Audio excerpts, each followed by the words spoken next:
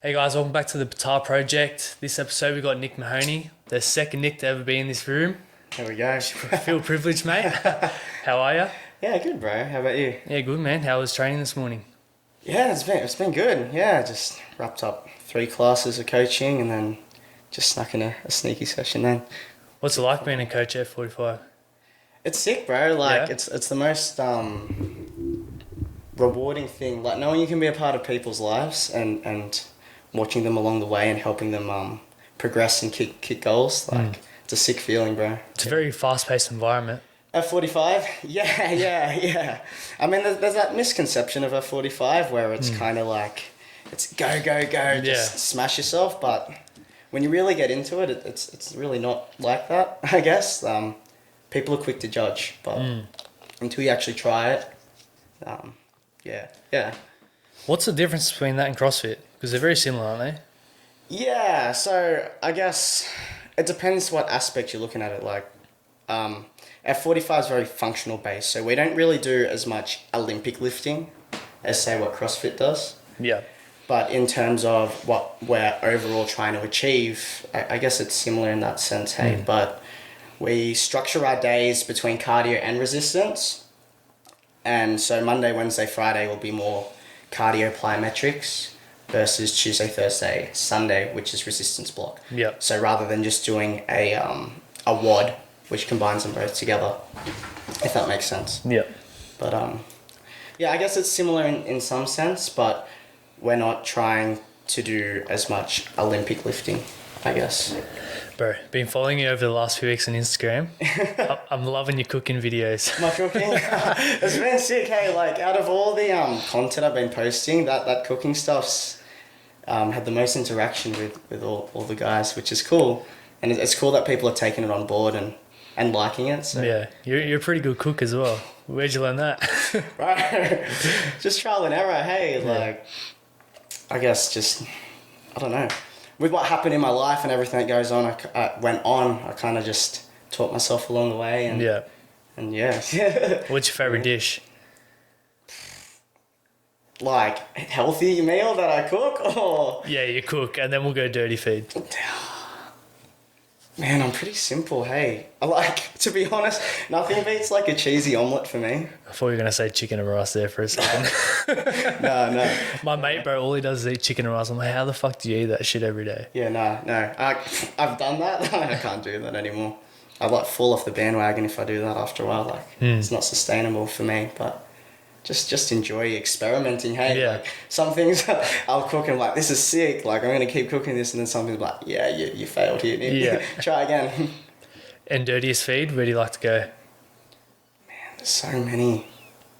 I love dumplings, hey. Do you? I love dumplings. You're Asian descent, eh? Yeah. Explains Half Filipino. Yeah. But I'm pretty out there with my food. Like, I try everything. Like, the way I was raised, like my mum being full filo, like she would always just say, try this, try that. Don't even think about the name, just eat it. And if you like it, you like it. So kind of adapted that, and I'll try anything. That's awesome, bro. Yeah. So every story has a beginning. Let's go back. What was your upbringing like? And did you always live in the mountains? Yeah. I've always just lived in the same house my whole life. So growing up, man, I had like pretty generalized, I guess, upbringing. But to be honest, I was pretty spoiled as a kid, hey. So being an only child, Oh, of course. and mum and dad as well, they struggled a lot to have a kid. Okay, yeah. So I was like their last attempt at having a child. So when they found out that You're the mum was golden pregnant, child. yeah. So my parents adored me. Well, they adore me, and they'd do anything growing up. So yeah, I was a spoiled kid growing up, all through school and whatnot. Yeah, I was always heavily into sport. Yep. In primary school. Like, What sports?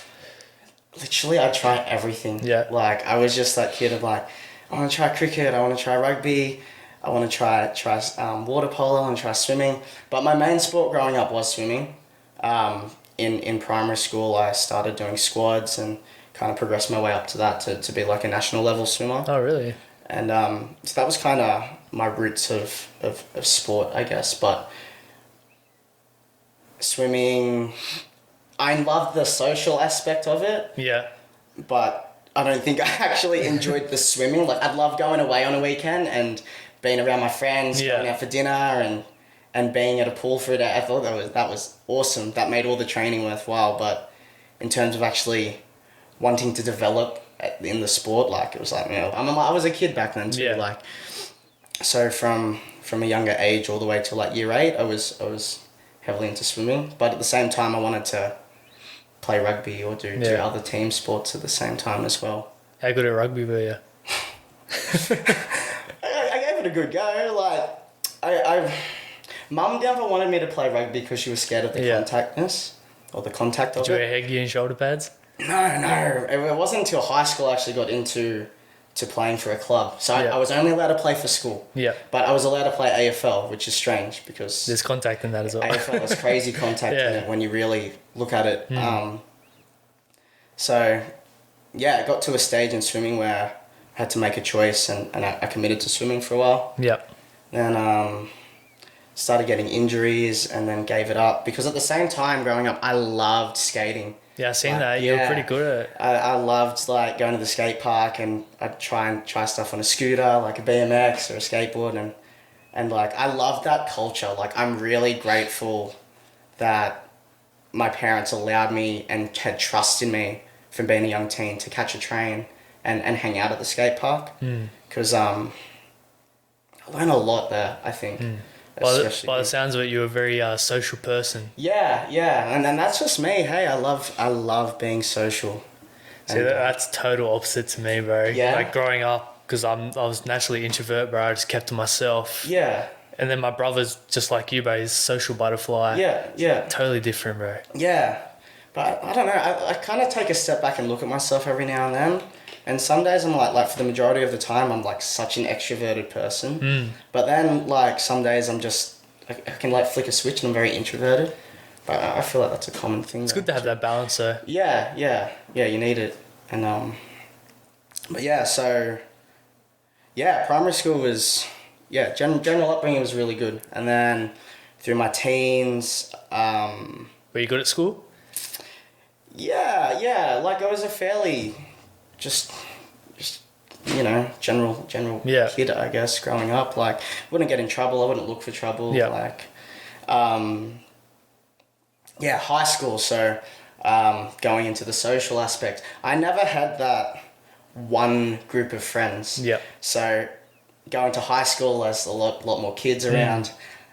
I'd be at different groups at recess and lunch all the time, and it wasn't just in my year group too. Like I had mates that were 2 years above, 3 years above, and I just kind of hang around whoever. And so I was never kind of in one certain group all the time. And I think it was cool. I think the skate park had a lot to do with it too, because like at the skate park, your age is irrelevant. Yeah, there's all different ages. Yeah. So I had mates that were like 6 years older than me, and then mates that were younger than me, but we all just wanted to watch each other progress and cheer each other on. So there was this really awesome culture of progressing at the skate park, and I think that's a misconception that like a lot of parents have, because I work at a primary school as well. Oh, okay, I don't think many people don't really know that. What primary school you work at? Emu Plains Primary. Okay, yeah, nice.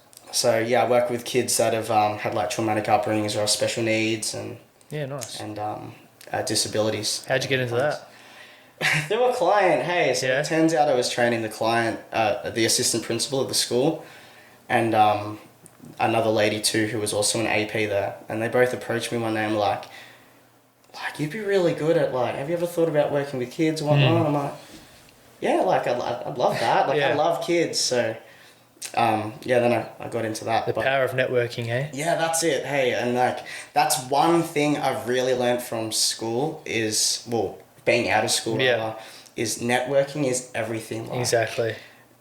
There's that stigma that you go to uni, then everything falls into place, or you drop out and become a tradie.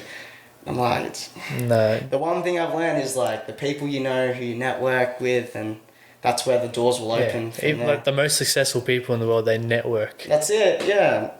I love meeting new people, hey, and that's the other cool thing about my job is everyone's like, I meet from like lawyers to police officers to tradies, like such a diverse range of people. Yeah, So. it's just like me in the podcast talking to people from all different disciplines. It's awesome. Yeah. Connecting with them, and then they connect you with more people. It's great. And you learn so much too from them. Like, yeah, it's sick. It really opens your mind, eh? Yeah.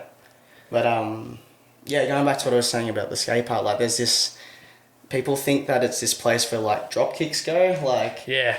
And I'm like, no, like, if anything, it keeps kids out of trouble, and like they're riding and they're progressing. Like, I love progression and seeing people progress, which is my job. So, growing up in that environment, it's the easiest way to see progression, because you either land a trick or you don't. Yeah. And when you see someone's face when they land a trick, you're like, man, that's awesome. Like, same thing now that I don't really skate as much. I wakeboard now though, and snowboard. And I really love that. And same with rock climbing. I've really got into rock climbing. And seeing like my mates finish this route that they've been stuck on for ages, and like the that feeling when you've accomplished it, like that's awesome. I love that. Yeah. Like, I love seeing that. I'd love to get into rock climbing that, eh? Yeah. Very interesting. Do you do like on the actual rock walls or in the bush? Yeah, I've only got into it outdoor climbing even more. I've had like a few good mates that have really gotten into it lately, and I've had a mate who's pretty much a pro. Oh, really? And, he actually took me on my first night climb the other night. That would have been scary, bro. I haven't been pushed outside of my comfort zone like that in so long. So, his name's Will. Shout out to Will. But there's this multi-pitch. It's like a fairly easy climb. Do you know what a multi-pitch is? No. So it's kind of like if you're at an indoor climbing gym, you get to the roof and that's it. So it's kind of like you get to the top of the roof, then you pull up all your rope, and then you go again. Oh, You pull up all your rope again and keep going again. So you end up being, like, I think we were like 150 meters off the ground. Wow. So anyway, Will's like, I'm like, should we go at 5 o'clock, bro? Like, it's like, that's when I finish work, it'll be fine. Like, it'll be good. I'm like, I trust you. Right? So we get down to the spot, and he goes off and sets everything up. And he disappears around a corner because you can't like see him. Like, the climb was weird. Yeah. Like he just kind of there's a boulder in the way. Okay, yep. And he got the first pitch done in daylight. Yeah. Then by the time it was my it was fully dark. And I'm sitting there, I'm like, Will, and he can't hear me because he's so high up. But it was sick. Like, after I like finished that first pitch and got up, I'm like, this is so sick. Yeah. Even though I look down, I'm like, I can't even see what's below me. Like, it's just this black pit. I'm like such a cool experience, hey? Yeah, bro, that sounds fucking sick. Yeah, so it's something I've really enjoyed, as well as with COVID too. I've been enjoying just exploring around the mountains even more. It's something like I never really did or appreciated. I see you do a lot of running as well in the mountains. Yeah, I love trail running or mountain biking and canyoning, like all that kind of adventure stuff. I've really only gotten into it and just bought my own gear to do it because, yeah, it's just something to do. It's awesome that it's just in our backyard. That's what I mean. And I'm like, I put up a post the other day and I was like, people like travel from overseas to do this stuff here, and it's just like virtually our backyard. So I get amongst it as much as I can and enjoy it. So now that I have the middle of my days, I've kind of cut back on the school job a bit. So yeah, it's been sick. So how often do you train for F45? Is it every day that you coach? Yeah. So I coach 6 days a week and I have 1 day off, but my shifts are split. So I work early morning and late night. Afternoon, so that's why I have the middle of my day to kind of do whatever, which is so cool. And it gives me the opportunity to get outside and really enjoy the sunshine. Only thing is I can't really see all my mates because they're working kind of like 9 to 5, and when they knock off, I'm working. So yeah, that's why I love my weekends as well, and I try and climb on weekends too because it's social. You need your buddies there, and yeah, it's wicked. Sounds like you're living the life, mate. Yeah, at the moment.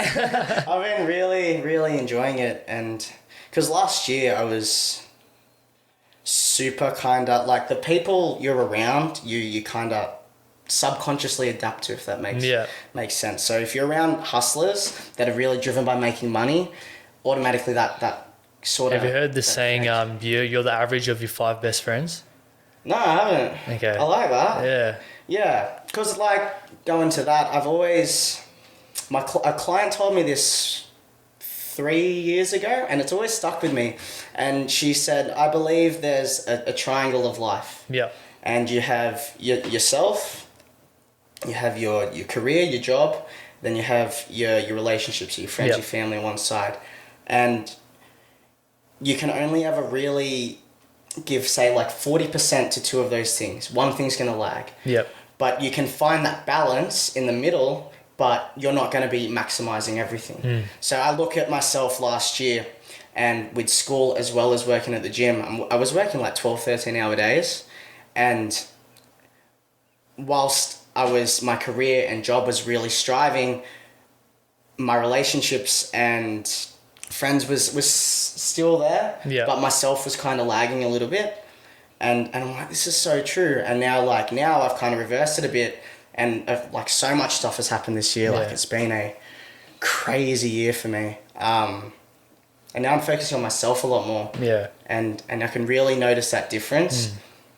But now I'm kind of eased back off that a bit, and I'd say, whilst my job and career is good, I got like 6 hours in the day where I could be working and making money, but would I be enjoying that? Would I be happy? Yeah, I feel like for you, you're someone who needs that social aspect, who needs to work on themselves to feel full. Yeah, that's it. Like, and I respect people that love the grind and work that hustle, but I'm like, the idea of doing that's just like. But at the end of the day, you're investing in yourself. That's it. Yeah. And how you need to invest in yourself so you can help others. Yeah. And I'm less tired now. I'm just really happy. I'm in a happy place again. And of course, when I want to change things up again, going back to that triangle, I'll put more effort into one aspect of it. That's the great thing about life. You can always change it. Yeah, that's it. Go through different periods. You want to focus on that for a period, and then you go focus on business for a period. Yeah. It's a great thing about it. And that's it. And like I have a few things behind the scenes that I've been offered and working towards, and just kind of working out what I want to do moving forward, which I'm excited about, like nervous about, but that means it's good, bro. If you're nervous. Yeah, and just trying to figure out what I want to commit to. You're still young. How old are you? Man, I'm only 21, bro. 21. Yeah. I'm 23, so not much difference, but yeah. We're still young, plenty of time. That's it, and that's one thing I always forget as well. Like, as well with me, like heaps of my friends have kids and are getting married and all this stuff. Like I think they fall into society's trap, bro. Yeah. Obviously, kids, sometimes you can't help that. Yeah. But so many people think you have to finish school, go to uni, get a job. That's it. And I've started noticing that now too with like my mates who have like in their last year of a degree. I'm like, you're gonna go live a little bit, like go travel, go do something. You've been just grinding ever since school and it hasn't stopped. And like, so like I was at uni, I dropped out of uni. Yeah. Halfway through my degree, I was like, nah, fuck this, bro. Man, waste of money. Like, I hated uni, bro. The idea of just sitting in like, like artificial light all day and just listening and just like, man, I gotta switch off. Like, the reason I've gotten all my knowledge in fitness is out of my love and passion for it and doing it. I'll do my own research because I'm interested. I follow these guys that know their shit and I learn from it rather than having to read a textbook. Like, Set 3 and Set 4 of PT is the most useless thing, bro. Yeah. And it shows in the industry too. Yeah. Like, I've someone told me, I don't know how accurate it is, but the average span turnover rate, is crazy. They're in the industry for 4 or 5 years and then they're gone because they don't have the skills. Yeah, I've noticed that at the gym, bro. The turnover of PTs is crazy. Yeah. And it's kind of like what I tell guys I train, like trainers that I'm training up. It's like, like you can read all about swimming as much as you want. It's not until you jump into the deep end, then you're in the water, then you really have to work. So it's so different being able to train yourself, yet being able to train like X, Y, and Z of personalities. Because everyone's different. Everyone has different backgrounds, physiologies, and circumstances. Yeah. And you've got to be able to adapt to that for every person. You can't train one person the same because everyone learns differently. So you must hate all these PTs that sell their cookie cutter fucking programs. Yeah, it's like... And there's fucking chicks on Instagram that show their ass and tits and then That's sell it. And same with guys too. Like, guys really feel like... I feel like they get in this trap and they think what they see is achievable when it's really not. And they're like, oh, they're just on steroids. If I jump on steroids, I'm going to look like that. I'm like, no, like if you sell these guys and they were even natural, they'd still have an amazing physique. Yeah. And they just get caught up in that, which is bad. It's really bad that the industry's like that, especially like having a name named like Gymshark athletes. Yeah.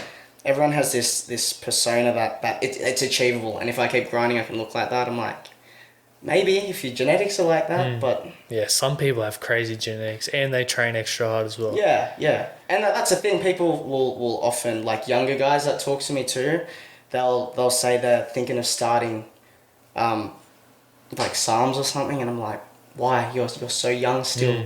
You have so much like growing naturally you can do and to learn, and they think it's a quick shortcut if they jump on this stuff. I'm like, no, even the guys that are on this, they work 20 times harder than you probably are right now. Yeah. And their nutrition's still on point, their sleep's on point, and their training's on point. It's not like they're not cheating. It's our generation, bro. They look for the quick fix. That's it. And that's the same thing with fat loss too in my environment, because I have like a different demographic to say, like the bodybuilding scene at F45. Everyone wants that quick way to lose weight. And I see it so often with my clients. They'll grind for 8 weeks, but they get trapped in this mindset that it's 8 weeks only. And then when the 8 weeks is done, rebound. I can go back and do whatever. So we call that the yo-yo effect. They'll slim down, then get big again. And then time the next challenge comes along, they're back into it. So then you're not learning sustainability. You're not changing your lifestyle. And it's kind of the whole idea behind my cooking videos as well. Just educate people that it doesn't have to be so refined and restricted. Yeah. It's just enjoy the journey. Hey, like, because if you get all clouded and stressed out, you're not.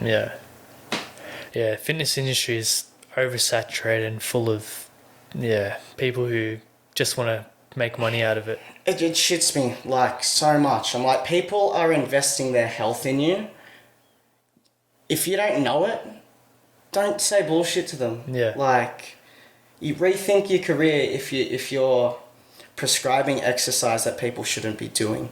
Like, even the turnover of trainers we have as well is crazy, like overall in the entire industry, because guys don't properly know it. Yeah. You know what I mean? They just breeze through this course and jump in and think they're going to earn heaps of cash, which is the wrong reason to be in the industry in the first place. Like, the main reason I got into it is because I love helping. I love progression. I love seeing people like change their lifestyle and being a part of that sick. And if I can encourage people to get off the couch and moving, man, like that gives me so much gratitude. Yeah, it's the easiest career to get into, but the hardest to stay in. Yeah. Like, that's why I was actually studying sport and exercise science, and that's why I left. I was like, bro, it's oversaturated. It's full of fucking people that do this 6-week online course and then making money off it. Like, while I'm spending 3 years at uni, all this money in debt to get a shitty job out of it, and not even guaranteed. Yeah. So I was like, is it really worth it? There was a teacher there, and she's been studying for 7 years and still only on like minimum wage. That's what I mean. And even like guys that do their degree, they come out like exercise physiologists and even physios that I've trained, different field, but even physios that I've trained, they come in and they just have no idea how to move. But uni is all theory. There was like, it was like 80-90% theory, 10% practical, and even in that practical you didn't really learn shit. Yeah. And like I watch some of these, even like more physiologists, I'm like, what are you doing? Like, why are you prescribing this to this guy that has this condition when he shouldn't be doing that? Like, yes, it's out of my scope of practice. Yeah. But it just grinds my gears a little bit. But most of the most successful trainers and the guys I look up to heaps, like, they've only got their basics at 3 and 4 as well, like.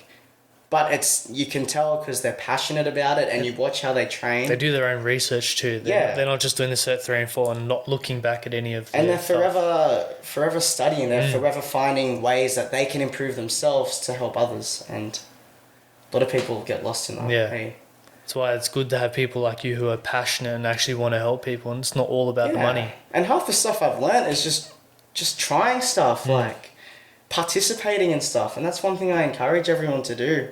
Like, it's one thing I learned young was try everything. Yeah. Who cares if you're not good at it? Just give it a go. Like, you're happy, you learn something new, you learn a new skill. All this stuff, like, it will help in life in general.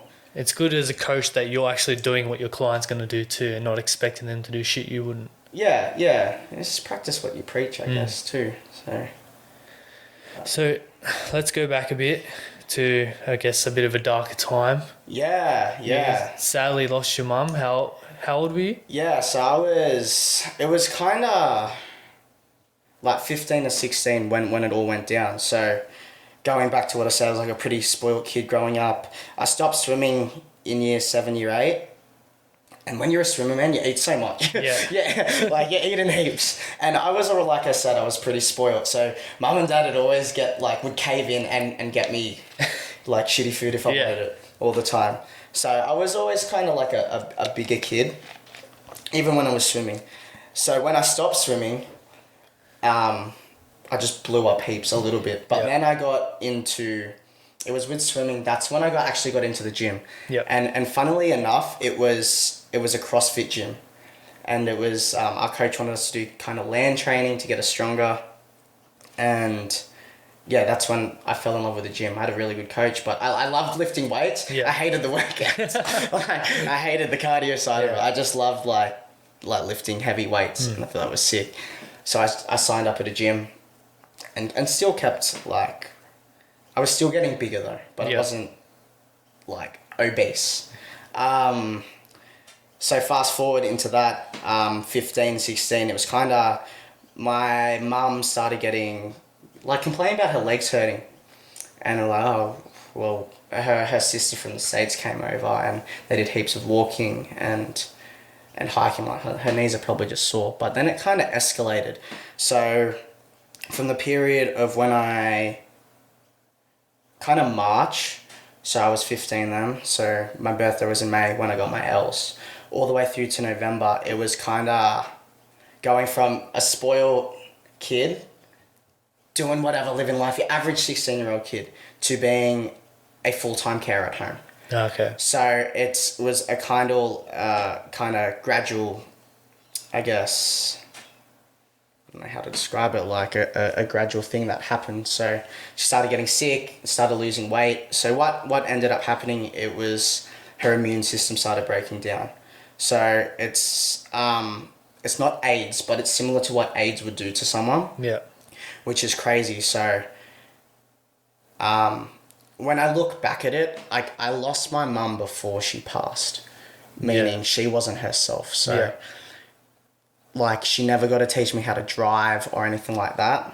But I mean, like, going from that, you start to view life so differently. Hey, I mean, going home from school and rather than just playing sport or going down to the skate park, having to kind of care for your mum and do stuff that no child should ever have to do. And see to their parents at that age. I mean, it's crazy now, like, with my clients now, like, even guys that are 40, 50, they haven't gone through something like that yet. Their parents are still alive and healthy. But it was such a rapid deterioration of her. And it was come November, that's when she passed. So, how did that affect you mentally, that it happened so quick? Yeah, it was like in and out of hospital all the time. Like, man, I like hospitals. Like, I'd rather go to prison than go to a hospital. I hate them. Like, they're such a depressing place. Yeah. I mean, the traumatic things that I saw, like, they've still kind of stuck with me. And I guess I still have these insecurities myself that I still haven't dealt with. But I've come to terms and realized them, and I've spoken openly about them. Like you were saying before, I'm quite a social person. Like, you've picked that up. I think half of that as well is because I've got this deep insecurity inside me of being alone. Yeah. I mean, when I look at my family, I don't have an extended family. So there's literally myself and dad now. That's it. Really? I have my mum's side of the family overseas. Yeah. But we were meant to go to the Philippines the year mum passed. And that's when I was going to meet my extended family. Oh. So I had one aunt and uncle that live in the States. But that's all. So I have no brothers or sisters. What about your dad's side? They've all passed. Really? Yeah. So, like, growing up too, like, when I was 10 was when my grandma passed. So it was, it was only just the three of us. And, like, my aunt, who we kind of see here and there. So do you think that's why you were more of a social butterfly, so you didn't feel alone? I think so. I always, growing up, was like, man, I'd be sick to have a sibling, like, a brother or a sister. And mum and dad wanted to have another child too, but just complications and stuff as well. But, yeah, I think the toll that played on my mental health was crazy. I mean, at 16 too, your changes start happening. You're becoming a senior at school. It's when you start to need your parents the most. Yep. And kids won't admit that now, but looking back at that, and now I can openly say that, like, there's so much, like, you get your L's, you're starting your HSC, you're becoming a senior. Plus all the hormone changes. That's what I mean. Yeah. You get the hormone changes. Like, you need your parents there and for you then. So year 10 was so complicated for me in terms of I didn't know what to do, and my average day was go to school, come home. Like, some days, man, like, I'd come home and my mum was just collapsed on the floor. So I've still got, like, these memories of coming home from school, opening the door, and then just, like, shit, then straight away, like, going and, like, it's gone. Like, you're non-stop. And it was kind of fortunate at the time that Dad's job got made redundant, so he was the full-time carer for Mum. Yeah. But even just watching her deteriorate, like, you see her weight loss after that, and losing all her muscle, then her hair starts falling, for me, it was kind of like, this is Mum. I didn't really absorb that or take that in, but it wasn't until my year 10 formal, she made it to that, where the friends of my parents were in tears when they saw her. Really? Like, because Mum never really went out from there, and they used to this barking woman that wouldn't be quiet, very vibrant, plump, independent person she loved walking. She'd always walk all the time. Mum really got into her health later, like the year before, to what had happened to her then. And then I was like, man, that really, really hit home. And that was after, like, our first block of being into the hospital heaps. So my average weekend was just driving down to the hospital, and being there. What kind of things did you see in the hospital that kind of scarred you? I mean, the first time was all right, like, because she was in, like, a general ward. The nurses were lovely. The nurses, like, man, like, nurses don't get enough credit. Hey, like, the stuff they put up with, not just from other people, but their employers. Like, they have to pay for freaking parking still. Really? Like, they get treated like, they deserve to be treated way better than they are. But anyway, the first lot of hospital, it was all right, because she was in just kind of like a general ward. The second time was that whole experience, like, was, I don't even know. So, we had just come back from a trip down the coast. Yep. So this was early November at our friend's holiday house. So Dad and I were both grateful that happened. And we got back, and I got home from school, and just not having a good day today. And Dad was already, like, thinking of calling the ambulance and whatnot. And then it got worse. So it was like, I'm gonna call the ambulance. And then what I saw from then was like, I haven't really opened up about it. Like, I don't know if I ever will. Like, only very few people know what happened then. Yeah. Because Dad was outside at the time talking to the ambulance, so he was pretty good without it all. But I was inside with Mum by myself, and what happened then and what I saw, that stuck with me. Like, yeah, like really bad stuff. I was glad with what had happened that she made it out of that and was able to get to the hospital.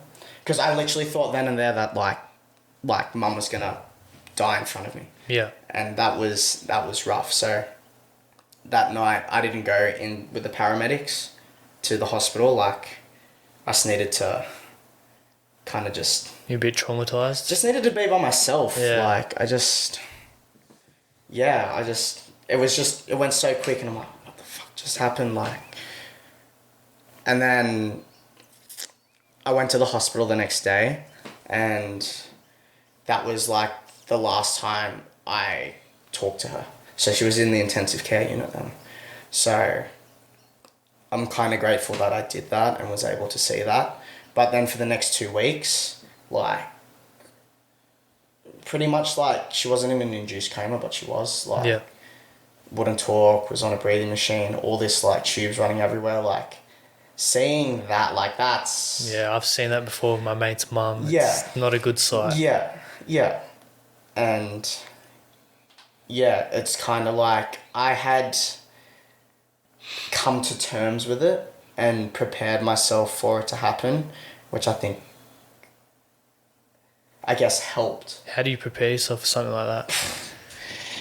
I think everyone's different, hey? Yeah. Like, Well, how did you prepare for it? half of that's just, okay, this is happening. Yeah. Like, yes, I still had hope. Like, you always have that hope. I don't know, hey, like, it's kind of saying, like, look, I can either not believe it and not want to believe it, or I can be real with myself right now and accept that this is happening, this is probably what's going to happen. I think that's the best option, because if you keep believing that it's not going to happen, then when it does happen, it's going to hit you. Even still, it's like a punch in the guts. Yeah. Like, and, you know, Dad was the same. I mean, Dad really shows no emotion, and he tries to hide it the best he can. Yeah. So throughout all of that, Dad's trying to stand almighty and tall, like, I'm okay, no emotion. I knew exactly what he was like and feeling. Like, we went through it together. Yeah, so then we got a phone call at like, I think it was like 2 a.m. And then they said, come down, like, what do you want to do? And we decided to switch off the life support. Like, we didn't want it just to be a potato. We didn't want to force chemicals down her just to keep her going. Like, and for what? The chance that she can magically wake up again, but in another 4 months, we're still we'll end up in the same place. Like, the doctors at the end of it all never really came up with a diagnosis. Oh, so they didn't even know. Did she? No, so they know how she got it? No, apparently the crazy fucking thing about all of this is what she got was airborne. You or me could have gotten it. What the hell? Yeah, so then there's that part, like, Dad kind of hated the world for a bit. Like, Yeah. Like, why? What did she ever do? Why didn't one of these criminals get it? Like, why didn't a pedophile get it? Like, why Mum? And that was a hard hitting thing. What actually happened was she got pneumonia. Oh, okay. And then that was it. So that's why this is what I mean. That's why there was 2 weeks of ICU. There was no progression happening. The doctors were trying everything. The guys had no idea, and that's the crazy thing about all of what happened. I'm like I got closure by when she passed and she was resting, because as well, like I said before, I felt like I lost Mum months before she passed. Yeah. She wasn't Mum. She was there, but she wasn't there. You know what I mean? And like, I'd taken some good times out of that, like sitting in the sun with her and trying to do her exercises with her. She was trying, like I could see the fight in her that whole time. And I think half the things with all the crazy kind of shit I've done since has been built on, I'm like, Mum never once complained once about her illness. She tried to deny it the whole fucking time. She didn't reach out and cry for anyone. She remained strong for me, like, and the pain that she would have been in the entire time, it's crazy. Like, well, for my year 10 formal, the amount of strength it would have taken for her to get out of the car and come get photos. And that's amazing, because that's a memory you're going to keep with you forever. That's it. And even stuff like, well, it's crazy, like when I'm in doing a workout, so like the playoffs, which I guess we'll go in a bit later, but when I'm in the biggest world of pain, I'll think back to this memory when I'm sitting outside in the sun on my front porch with Mum, and she's saying, can you just help me exercise? And it was nice. It was solemn. Like, it's such a sweet moment. Like, the sun was shining, the birds were chirping. Even though it was such a shit situation, when I'm in the biggest amount of pain, like working out, and I just want to quit, I try and focus on that moment. And I'll get there. Like, I'll get through those extra few reps that I need, or I'll find that extra drive I need to keep going. And I'll just tell myself, I'm like, Nick, like, what you're going through right now is nothing. People have cancer. People have all these things going on in their life. You're just running. Exactly. Just shut up. And that's, I think, where I get all that drive from. But yeah, I've had moments to reflect on it, and did you see counsellors at all, or was it just friends and family? You know, like schools and everyone dragged me to counsellors, and I tried to do all that, and you guys are telling me the same bullshit I already know. It's just a grind. Like, I guess moving on from after Mum passed, that was another interesting part. So now going through everything I went through, the way I view life is so different. I've now come from being a spoiled kid getting what they want to having to become a full-time carer. So now my eyes are open to the world. Yeah. I appreciate the little things. And one thing I really started to appreciate in my senior years was when I got to go over to a friend's house and their parents would cook me a home-cooked meal. Dad and I never cooked. Dad and I never did the washing. So all of a sudden, our life is still, like, life goes on. Yeah. So you've got to adapt and learn these new skills. So that's why I had to learn to cook, because Dad and my diet's very different. Yeah. Do the washing now. When do I use a washing machine? Like, doing all this stuff. So even the little things, like going to a friend's house, their parents, like, and even my mates, they're like, man, what? Like, you don't get it. Like, you take all this little shit for granted that, you know, not many people, like, I don't get anymore. So I'm like, man, like, chill out with, like, showing your gratitude to my parents. Like, no, I will, like, because for me, like, having a home-cooked meal, even now, like, it makes me so happy, like, and I haven't cooked it, and I love that. So, yeah, life started changing heaps, but I guess when something like that happens, it was something that traumatic, you have two roads to go down. You can either go down that bad road and say life sucks, or you can turn something around of it. I began going down that bad road for a while. What did that look like? You know, like, as well, being like under 16, like, alcohol starts coming on the scene and stuff, and parties, like, all the time. So I guess as well, having such a diverse group of friends that were older as well, I'd end up at parties all the time. So I was looking for ways to escape from my reality at the time as well. So I'd be going out on weekend, like, started hanging out with kind of the wrong crowd. So I'd be going out for parties, trying to get off my head as much as I could and escape from that reality. Doing dumb stuff, like, that I could have got in serious trouble from. And did you do drugs at all? Or? Not too much. Like kind of, like, got into, like, just getting high, like, smoking weed. Typical marijuana. Like, I mean, like, teenagers experiment. Yeah. And for me, I, like, probably a little bit more, as more of an escape. But Yeah. every chance I got, I was looking for an escape route to get away from my reality. Because at the same time as well, my way of dealing with it was being social with people. So I knew I had this huge support network that had my back. Yep. The whole time. For dad, never really anyone. So my parents, like I said, like I was the golden child. When they found out they had me, they kind of pushed their friends away, and I'm their sole target. Yeah. Like they want to raise me the best and give me everything. So they never really we never really had family friends too that were close. Yeah. Or like neighbors in the area that we were close with. So dad didn't really have that network. We had one friend who I'm forever grateful for, and who we're still really good friends with now. So he was getting in his own right too, and he was getting very depressed. But this, I guess, is later on down the track. So my story's all over the place. That's all good, man. How'd you pull yourself out of that little, like, heading down the direction of darkness? So I started going down that road, and I turned to food a lot as well. Yeah. I went from, so I was still I was a chubby kid, not overweight, so probably I don't know, 80, 83 kilos, but still quite Yeah, for your height. fat. Yeah. I bumped all the way up to 96, pushed 100. Shit. There's this photo of me, my mates look back at it now, and it's me stepping off a plane on a school trip. And have you seen the movie Hunt for the Wilder People? Nah, I haven't.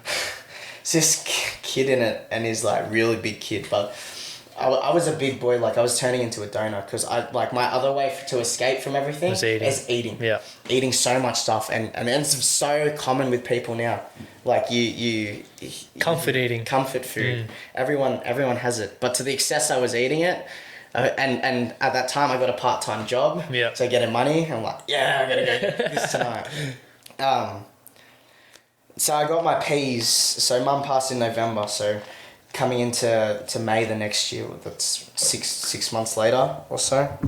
I got my P's, and then I got a job at Dominos. My mate got me into a job at Domino's. So How much of the pizza did you eat? heaps.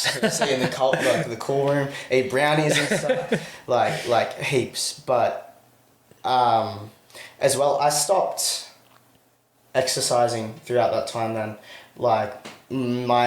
Jake, my mate, we were always training buddies growing up. But I kind of fell off that after I lost mum. And none of them. The thing is, as well, none of my friends know how to deal with it too. They don't know, You're young. How are they supposed to? Yeah, I'm and I don't blame them. They're shit. What do we do? Do I give Nick space? Do I try and get him out? What do I do? It's a tricky situation. Yeah. So, I wasn't doing any exercise. Just getting fat, trying to get off my head on weekends. Yeah.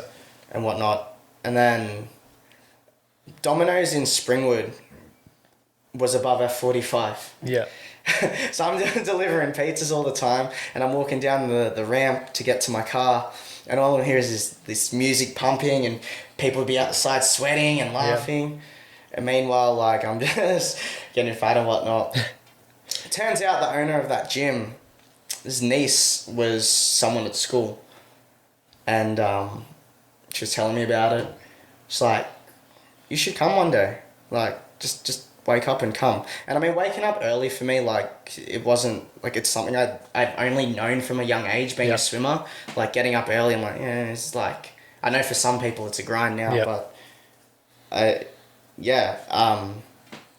get up early one day, and I was just nah, I don't want to do that. And then she kind of kept persistent on it. And then one day, I don't know, I think it was just you know when people just have these epiphanies? You just had something inside you telling you that you had It's a switch. Yeah. And I was kind of stood back, and I was what the fuck are you doing with your life? You said in your eulogy that you were going to honour your mum, you're going to live on her legacy and continue what she gave to the world, and you're just getting drunk on weekends, taking advantage of people, eating shit. I messaged the girl. I'm alright, I'm gonna sign up. I messaged me, and I woke up, went there, did my first session, and I died, bro. Did you spew up after? I didn't. I was dry heaving, but I was outside, just like dizzy and jeez. But then the endorphin rush kicked in. Yeah. And being early in the morning, like my day at school was so much better. You get the it was like just some this beats any other escape. Like in there, like I forgot about everything while I was working out. All I'm thinking about is not dying. I'm just trying to get through this set. And then when you're done, you walk outside and it's blue sky, Fresh air. fresh air. You take a breath. And the endorphins kicked in. I'm like, man, nothing beats this. No better way to start your day. It was back the next day again. And I knew I was going to be sore. Like I said, like I was into the gym, so I knew what gyms, like the soreness of it all was. And that's kind of when my lifestyle started to change. And I started going down that bad path to just snaking my way back in. So it started with doing like the last class in the morning, which was the 6:45. And I did that for about a month because I knew no one then. And at the end of that class, I'd always see like the 6 a.m. class finish. And there was such a community there. There was such this vibe, this atmosphere. They all encouraged everyone. And they're always happy. And I'm like, why isn't this class like that? Like, and I'm like, I want to get involved with that. Yeah. So I think a month later, set my alarm a little earlier. Started getting up earlier and then being in that community, everyone's there at the same time, everyone's up early, started grinding and hustling. I started building friends, I started slowly losing weight, and it was so they nurtured me and encouraged me, supported me through it all. On top of the trainers as well. You work with different training partners every day, and it was super sick. So you got hooked after that first session? Yeah, I guess I got hooked. And then after that, then I started to find myself again. Yeah. And I really got back into health and fitness and the gym. I started training with Jake again. And because Jake was at St. Columbus, I was at Winmalee, so we're at two different schools. We'd make sure we'd meet at the same time every day at the gym. And we'd punch out a workout together. And then it just kind of became an obsession with feeling that escape in a good way and chasing that endorphin rush, I guess, that I got from it. So, yeah, and that just, I guess, that's got the ball rolling, and it just kept rolling from there. But I mean, at the same time, there was another big hump in the road, because this is all in the space of 5 months. So this is from November to May. I was going down that bad road, got myself out of it. Dad was still in it. He didn't have anyone there for him. So I'm never at home now. I have my P's. Yep. I'm never home. I'm training. I've got school. I'm socializing. I've made all these connections with people. I'm starting to get my shit together. But your dad's at home. Dad's at home. Yeah. He doesn't have a job. He's trying to get a job, but he was at the age where no one wanted to employ him, or he was overqualified. Yeah. He was in a very big rut, and his natural reaction, he lost mum. He has no one else anymore but me. I'm his kid still. I'm at the age where I'm growing up, but his reaction when something happens is to pull me closer and be overbearing as hell. So Dad and I started clashing so much. Yeah. We'd come home and argue. He's like, you're never home, you're never doing this, you're never doing that. And it got super, super intense for the next 8 months or so from that, doing my thing. And it'd just kind of be like a roller coaster up and down. So yeah, I was in my senior years, about 6 months later, I ended up getting a job with F45. I started building losing all my weight, learning, educating myself about nutrition. How can I be better? I started wanting to be better for myself. Yep. And started saying, like, I read over what I said at Mum's funeral, and I started practicing what I wanted to do. And I got it together, and I found that through fitness and pushing myself. And lost my weight. People encouraged me around the place, training with different people. And then I'd always, like I said, my insecurity, which I probably still have, of being alone. So I would just hang back at the gym and I just help pack up and set up. Yeah. Like, I wouldn't just do my workout and go. Like, I loved that place. Like, that was my escape from my reality. Yeah. So I'd pack up, set up, help them, like, not get paid, like, but I just enjoyed it, and I wanted to learn more too. Yeah. I learned more of these guys. And so I'd be getting home later again. So my day was going to school in the morning. I'd hit the heavy weights at any time, then go over to F45 and do my workout there. Or I'd wake up early and do the same thing. So Dad's barely seeing me now. Yeah. Too, so. You just needed to distract yourself from the world. Yeah. And I just kind of got obsessed with being better for myself and what can I achieve here. And when, like, I started losing weight, and then I saw my first vein, I'm like, whoa, this is sick. I want to keep going. Yeah. And then I'd push harder. I'd research more. I'd look, how can I isolate this muscle more so I can bring this up? And really, really got involved in it. And at the same time, my mate Jake as well was the same. And we'd just, that was our thing. We loved fitness and the gym. And of course, I went down that kind of functional route. And then I got offered the job about 6 months later. Yep. And that was awesome. But even then, still, now my day consisted of, I'd work in the morning, I'd go to school, I'd train, I'd work again, and then I'd home. And that was my pattern. So my days were just, that's what I meant. It was to distract myself because I was so scared of being in bed alone at night, and I wanted to exhaust myself as well. Which is healthy but unhealthy. Yeah. But then I kind of learned that balance as that went on. But Dad, again, going back, this is 8 months of Dad and I going through things. I ended up just packing up for a week at one stage because I knew now I'm at a stage where my mental health is getting better. Yeah. And now Dad's, like, I can see that Dad's depressed and he's bottled everything up. And he always did. I'd ask if he's okay. Like, I'm fine. Like, no, you're not. You could sense that energy and you didn't want a part of it, really. Yeah. He in denial of it all. And it got so heated and toxic. It was after Christmas that year.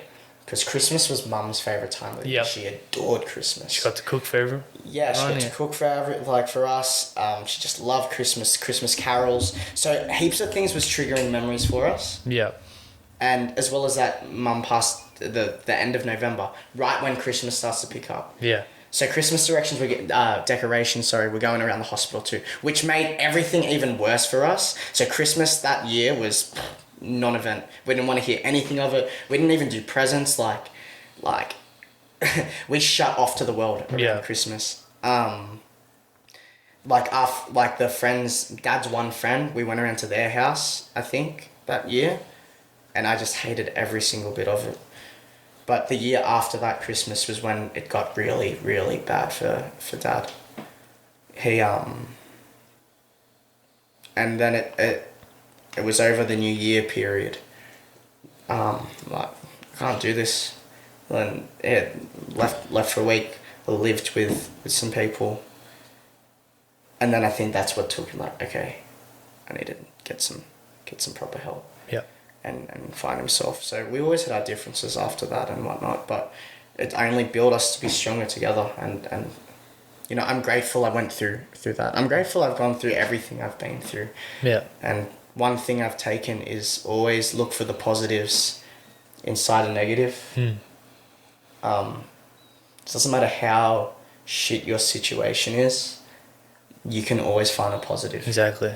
You got to go through the shit times to get the good times. Yeah. And even like people like, what do you mean by that? Like, your mum was sick. And I'm like, yeah, but Mum was in so much pain, now she's out of it. She knows that the people she loves the most doesn't have to suffer anymore and have to deal and see any more of that stuff. So I can take that as a positive. Yeah.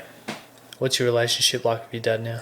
Yeah, it's alright. It's great. Yeah, me and Dad get along heaps well. Like, yeah, there's still like days where we clash and whatnot, but we understand each other better now too. Yeah. And I guess once I graduated too, like, he's learned to deal with his stuff. He's found himself, and now he goes and finds activities to do. Like, he's joined book clubs. He goes and does trivia. Like, he keeps himself busy, and he notices that difference. Yeah. And being around people and he's found ways to cope and deal with. We're humans, we need that connection. And 100% to not feel alone.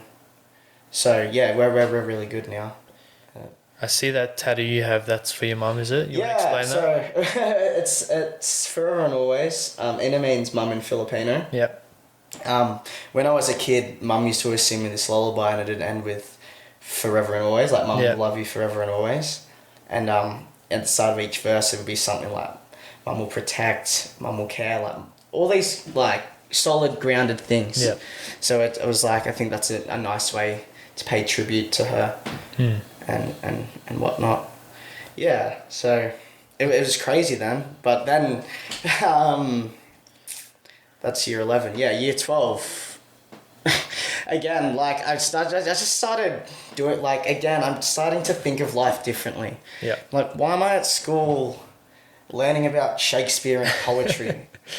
So year 12 was kind of like just stuffing around for me. But at the same time, actually, instead of doing my HSC, I was so focused on getting my certs in fitness, and I was, in my free periods, I go down to the gym. In year 12, they started opening their second studio, so on my free periods, just go down and help unpack or paint a wall or lay tiles for the new gym and get that ready. And again, that was my focus, was just to get my certs done. Did you end up getting an ATAR at school or not? Yeah, I did. Yeah, I passed. Like, I didn't really care about my ATAR. I just wanted my HSC. It doesn't mean shit anyway. Yeah, I didn't even get one. And that's what I've learned now. Like, but like, I see people getting so stressed up about this test, and I'm just there smiling and laughing. What do you care? Yeah. Like, you'll end up getting there, and that's one thing I like we were talking about before. Networking is key. Networking is so crucial, and I look at all the careers that people have gotten now. I'm like, you haven't even graduated from your degree yet. You've just networked, and now you've got something lined up. Yeah.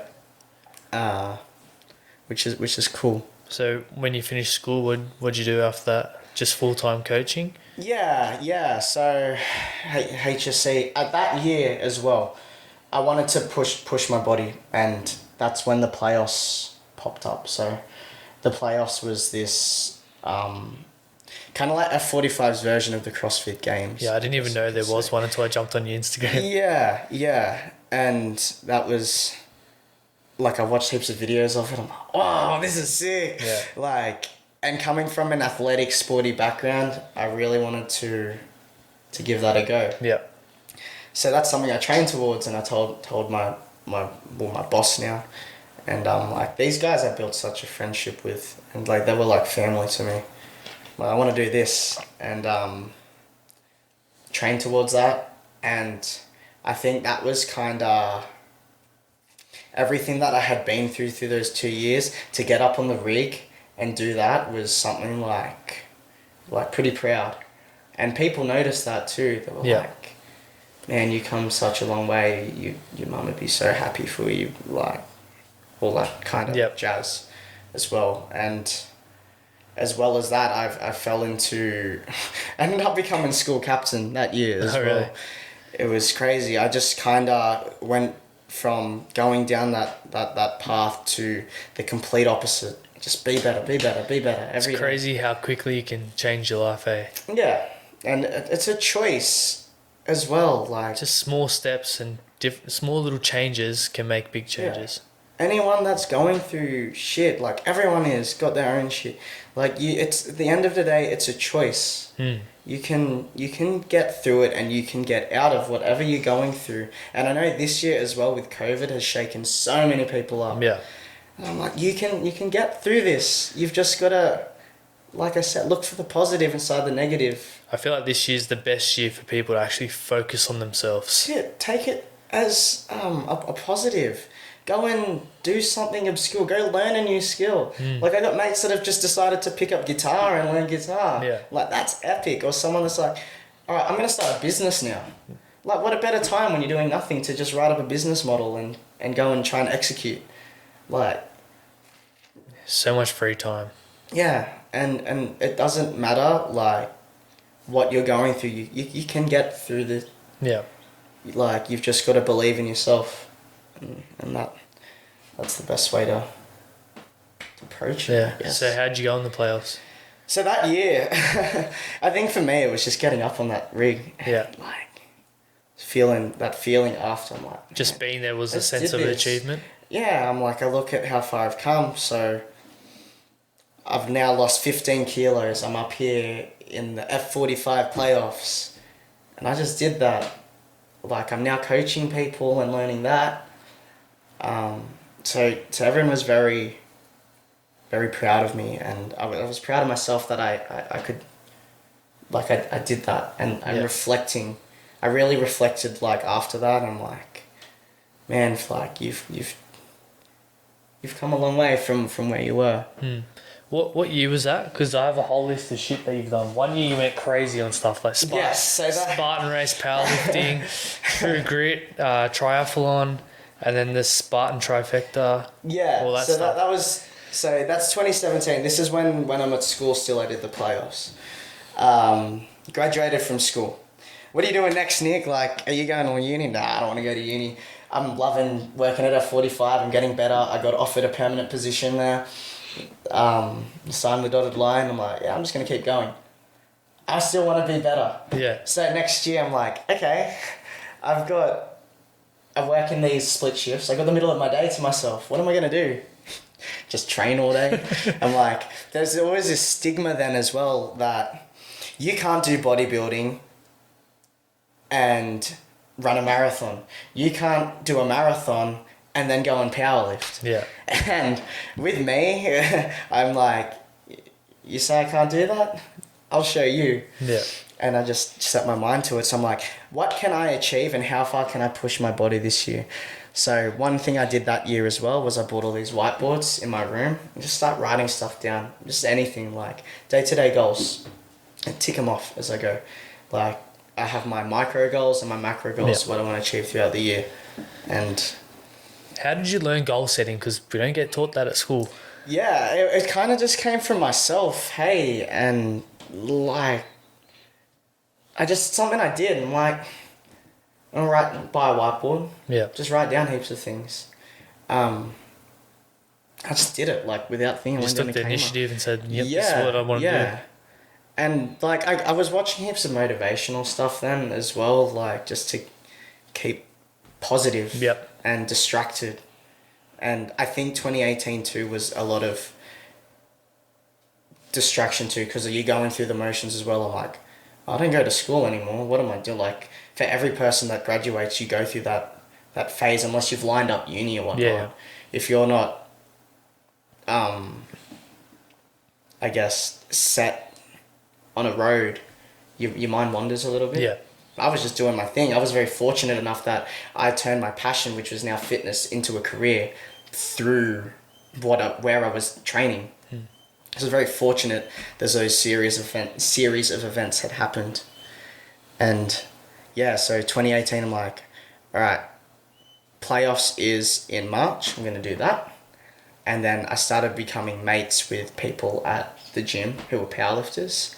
They're like, man, you're pretty strong, Nick. Like, have you ever thought about powerlifting? Write that down. Let's do that. And I'm like, you used to swim, hey, Nick? I'm like, yeah. Let's do a triathlon. And I just started writing all this stuff down. And it was so happened that all these events that I wanted to line up were evenly spaced out. And as well as that, I wanted to be a better coach that year myself as well. So try stuff, participate in stuff, and do new things. So I trained my ass off for playoffs that year. Like, I wanted to get as lean as I could. And it was off the back of schoolies as well. So I had a wild weekend week up at the Gold Coast, and came back and like, all right, time to hustle. And it's crazy. Like in 2017 in those playoffs, I came like the 60s, like 60th. Yep. That year I came 4th. Wow. Massive improvement. Because when I came, like, in 2017, when I walked away from the playoffs and I watched the finals, like, seeing the physiques of these guys, like, I thought these guys were these untouchable athletes, like, they're the best of F45, like, I wonder what it'd be like to be up there competing with them. So I think for the rest of 2017, my year consisted of weight training, F45 with the thought of I want to like kill playoffs next year, because my mindset in 2017 was like I want to get up there and give it a go and look back of how far I've come. What's next? All right, I'm going to train 2017 and see how far I can go and push it the next year. So then 2018 came and I came 5th, and I was so surprised in myself from that. I was like, whoa, I've got to come back for finals now. What? I don't even train for that. So to come 5th there was super cool. What's the like the little events that you do at the playoffs? So the playoffs is a 10-minute workout. Yeah. And it compromises of 10 exercises that apply strength, agility, cardio, a few things. So you work for 45 seconds and you got 15 seconds to get to your next exercise and get set to go again. And you get a score, so it's how many reps you get from that. Oh, okay. From that, you put all your numbers into an algorithm and it spits you out a score out of 1,000.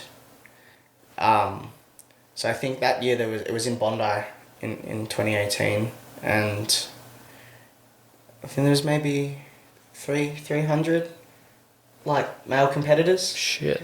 That gave it a go, and I was pumped. Hey, like I set an expectation of myself that I wanted to be competitive, but I didn't think I'd be competitive, you know what I mean? So then I end up making the finals and I'm like, oh, got to get up the next day and compete. And that energy, that atmosphere, I'm like, 1 year ago, I was saying like these guys are untouchable. And now you're up there. And then there's this bloke called Peter Day. He's been regarded as the F45 playoff champ, and he's made a really like a successful name for himself in the F45 world. And I'm standing up there in the semi-finals, and he's like, you to me, I'm like, hey bro, this is so surreal right now. Fanboying. I've seen you on Instagram so often, and now I'm about to compete against you. He knocked me out. It was like, whoa, this is so cool.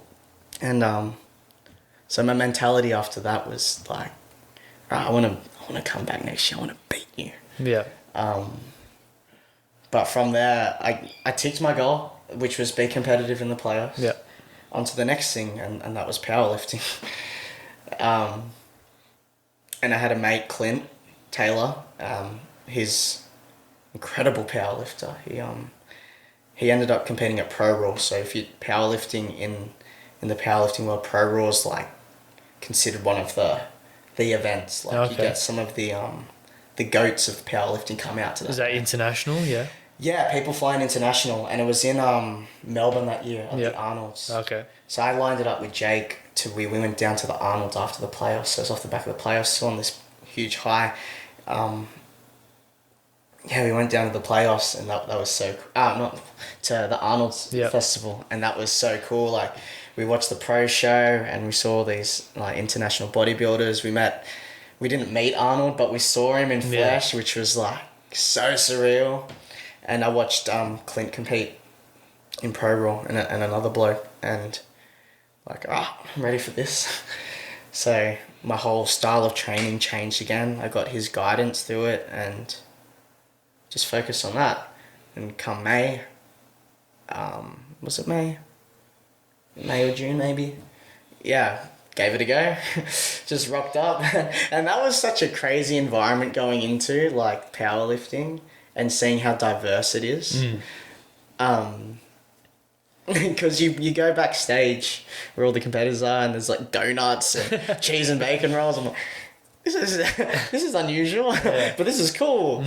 And I learned so much then about like how to squat, like, there's so many different things you need to think about when you squat, when you bench, and when you deadlift. I'm like, 3 movements to the average person that you're like, yeah, it's just A to B. Like, there's so much to it. And all that knowledge I learned from that, like, has stuck with me since. And I guess helped me progress as a trainer too. Yeah. And, yeah, I went up and we did the powerlifting, mate. It was just a novice comp down in Penrith. I didn't know I was meant to be there to weigh in. So I rocked up like 15 minutes before I was meant to lift. It's like, where are you? Like, lucky this is a novice comp or else you've been DQ'd. I'm like, oh, really? So they weighed me in, got my weight, and yeah, I was really happy with that. How'd you go? What weights you lift? I think I fell just shy of a 500 kilo total. So I accumulated over the 3 lifts. So I think I got like a 180 squat, a 110 bench, and a 210 deadlift. I don't remember. That's pretty good though. Yeah, so it was crazy. Like, I won my division, and then I ended up coming like 3rd in Wilkes, which is, they have this formula where they get every single competitor and they measure their weights and their totals, and they measure strength for your body weight. Oh, yeah. And I was like, oh, okay, I did all right this, and then I was like, man, you should sign up for powerlifting, and like, oh, I miss doing my other training, but it's sick that I had all this strength. Like, yeah, I was at 18, and to get those lifts, I was stoked with. Hey, did you have to blow up and weight again, or were you still pretty lean? I didn't blow up heaps. I put on, like, compared to the playoffs, I put on maybe 6 kilos. Okay. But I had stopped other training. Yeah. I got to train F45, like my functional training, once a week. And then, yeah, it was a weird style of training because I'm used to training every single day. Now it's like you're training 3 times a week only, and you have 3 minutes of rest between every exercise. And anything over 8 reps is like cardio for powerlift. Yeah. It was alright, and I maintained that strength since. I haven't kind of built on those weights, but that hasn't been my focus in my training. Then I guess fast forward that year, and now I'm like, alright, back to getting fit again, back to getting fitness.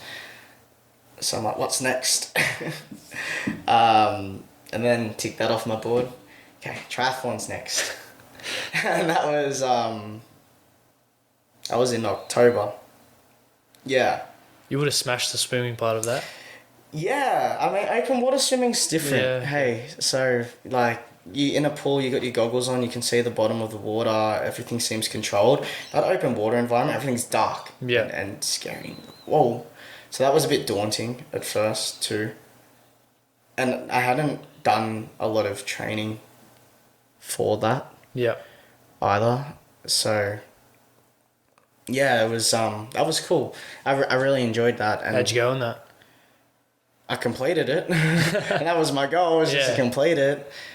And like, there was a big stink of, like, people were kicking up a bit of a fuss about it because I only had a mountain bike. I didn't have a road bike then.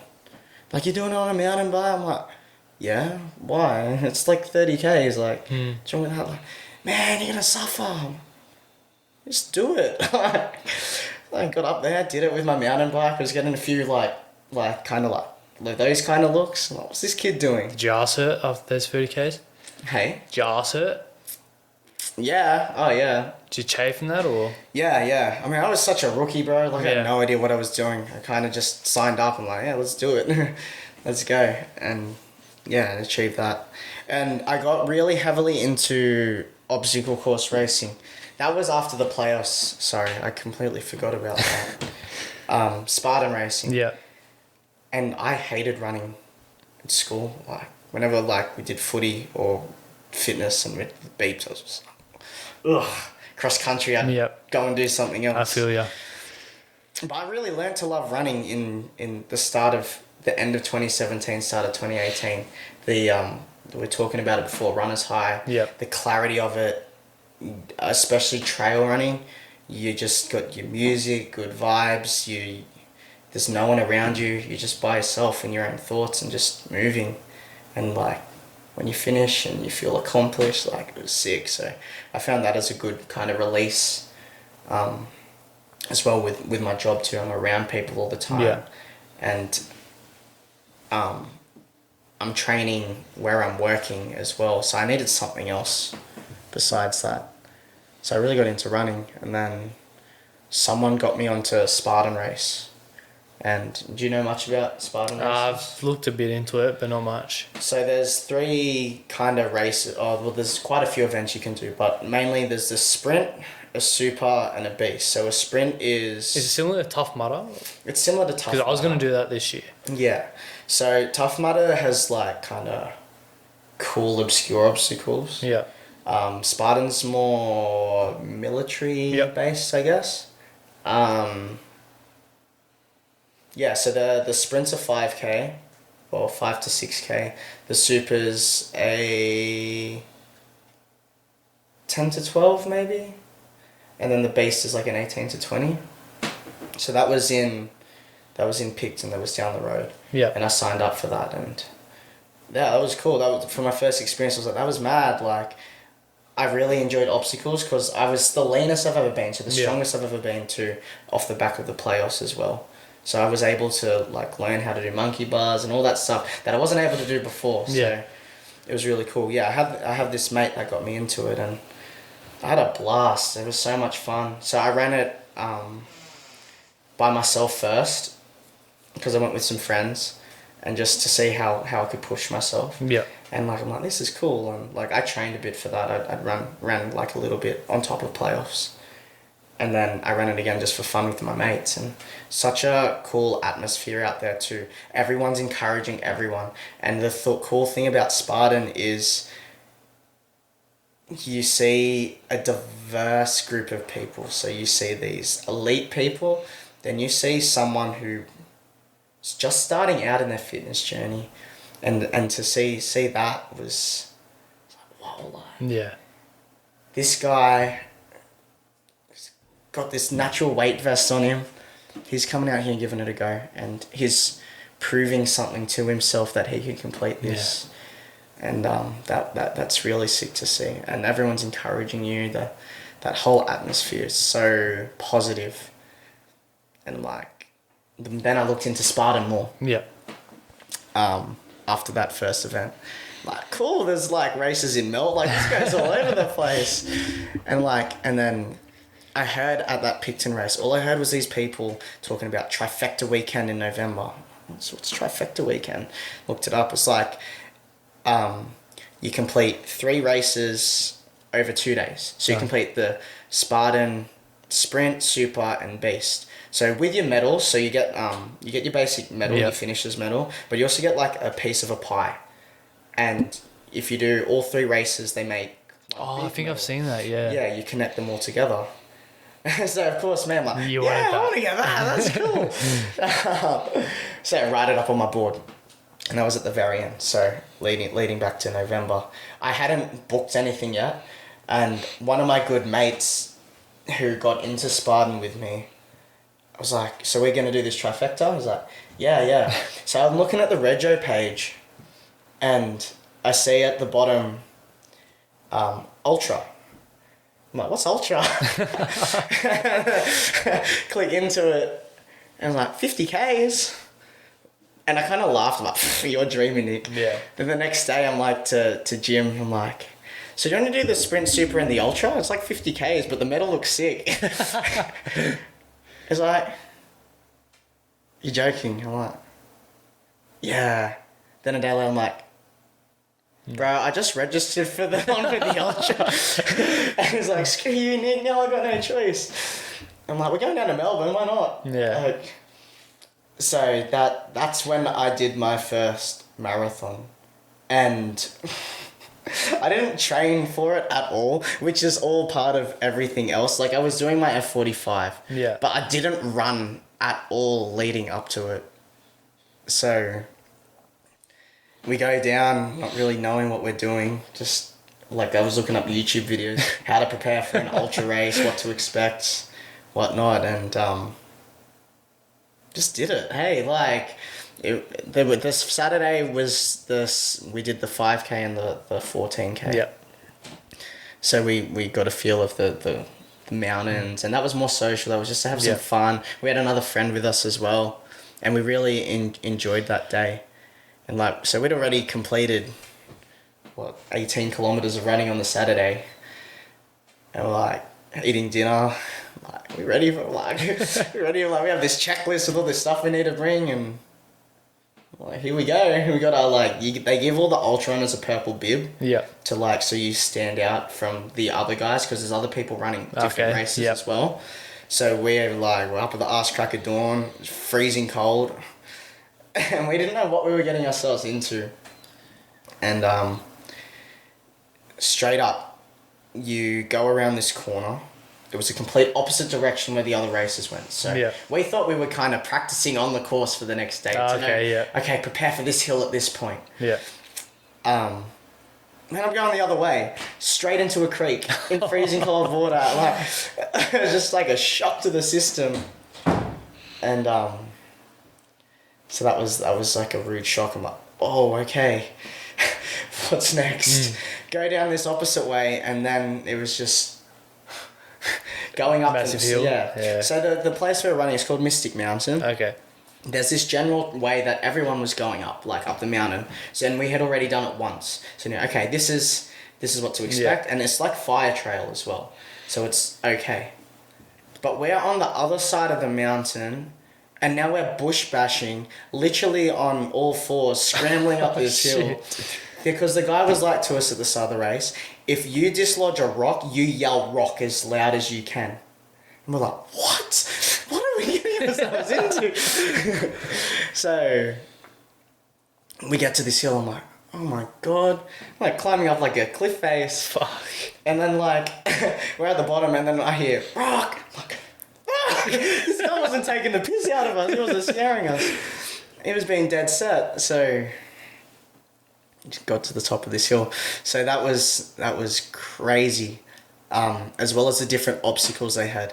So they have this transition halfway through it, and if you don't make transition by the cutoff time, your race is over. Okay. Just a time thing. The last obstacle to get into transition. So we're running down. We're already gassed. We're like halfway through the race. So we're like 25 k's into the race. I'm like, oh, finally I can just sit down for a second, grab a drink of water, grab something to eat, use the toilet. The last obstacle was burpee broad jumps, which is you do a burpee. Yeah. And then you jump as far forward as you can. Shit. But that was for like 200 meters, bro. Really? So we think we're like, oh, we can finally just chill out for a bit. Like, no, there's one more obstacle. You got burpee broad jumps into transition. Like, what? So, really learn a lot about myself there too. Like that, my whole idea going into it, as well with all the naysayers against me, like, Nick, you haven't even trained for this, like, you're going to run 50Ks, like, you hate running, like, all this stuff I used as fuel, and, like, I'm going to prove you wrong. And, we just sent it, hey. It's all a mental game, hey. And that's one thing I learned, and I kept coming back to, it helped that I had Jim with me, the guy I did it with, but Mum went through this, what you're going through now is nothing, just suck it up and do it. Yeah, you're choosing this pain. Yeah, I'm like, you signed up to it.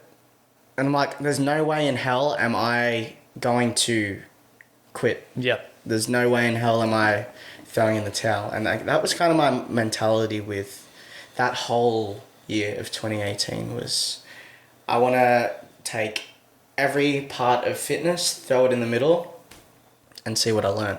So I learned so much from that. And you got all those cool medals as well. Yeah, I got heaps of cool medals. Like, looking back and reflecting on that year, I was super, super stoked. But then again, I wasn't. It's like, what's next? Yeah. It's always like, what's next? So then 2019, I kind of stepped the bar up a little bit more.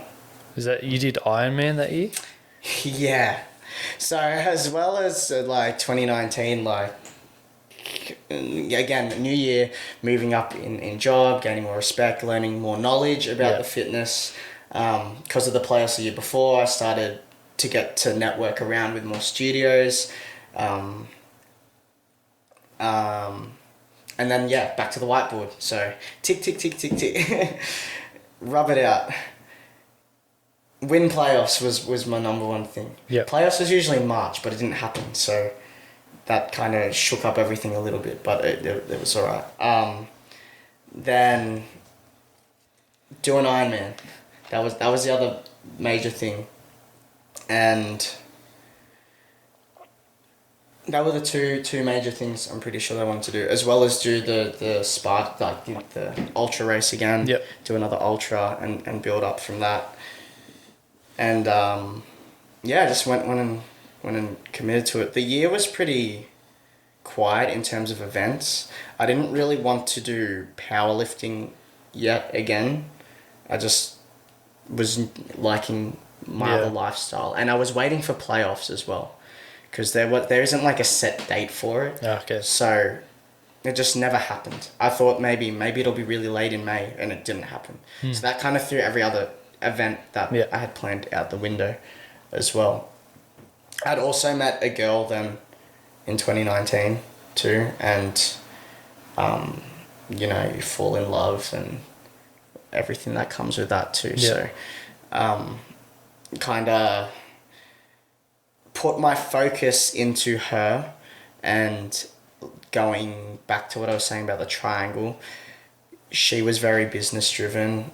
Her parents were very business driven, and me, I'm just living my lifestyle where I'm like just chilling out in the middle of the day doing whatever. Meanwhile, they're like grinding and hustling. I'm like, man, I gotta find a job. And I was kind of searching around for a bit more day work, and that's when it happened that the two assistant principals approached me, and I got a job. So then for the majority of 2019, I was just working. So work morning, go to school, work there, then back at the gym, work at night, and just gassing myself. So sacrificed a bit of training, because when I wasn't working, I'd wanted to be with my girlfriend, and I guess kind of just doing that for a bit. And then we went to America on a holiday, which was cool. Ate heaps of food, fell off training still, like was super unfit. Yeah.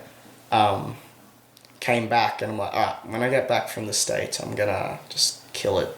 Like, summer's back home now. Want to get back in shape and just get fit and feel good again. You think when you come back from a holiday you're gonna do that, but you don't. You're stuck in holiday mode. You're still like, I'm like, what? Why aren't I, Nick? And then it's so funny how this happened. I literally was gonna have a lazy day at home. I went to the cupboard, I got a packet of chips, opened it, got sent an email. Well, I was about to lie in bed. I was about to have a Netflix day in bed. F45 Playoffs, bigger than better this year. We're on Foxtel this year, and there's a $40,000 prize pool up for grabs. And I just put down the chips, packed my gym bag, and I'm like, this is 4 weeks away. Like, I called my partner. Yeah. This is maybe 4 or 6 weeks away.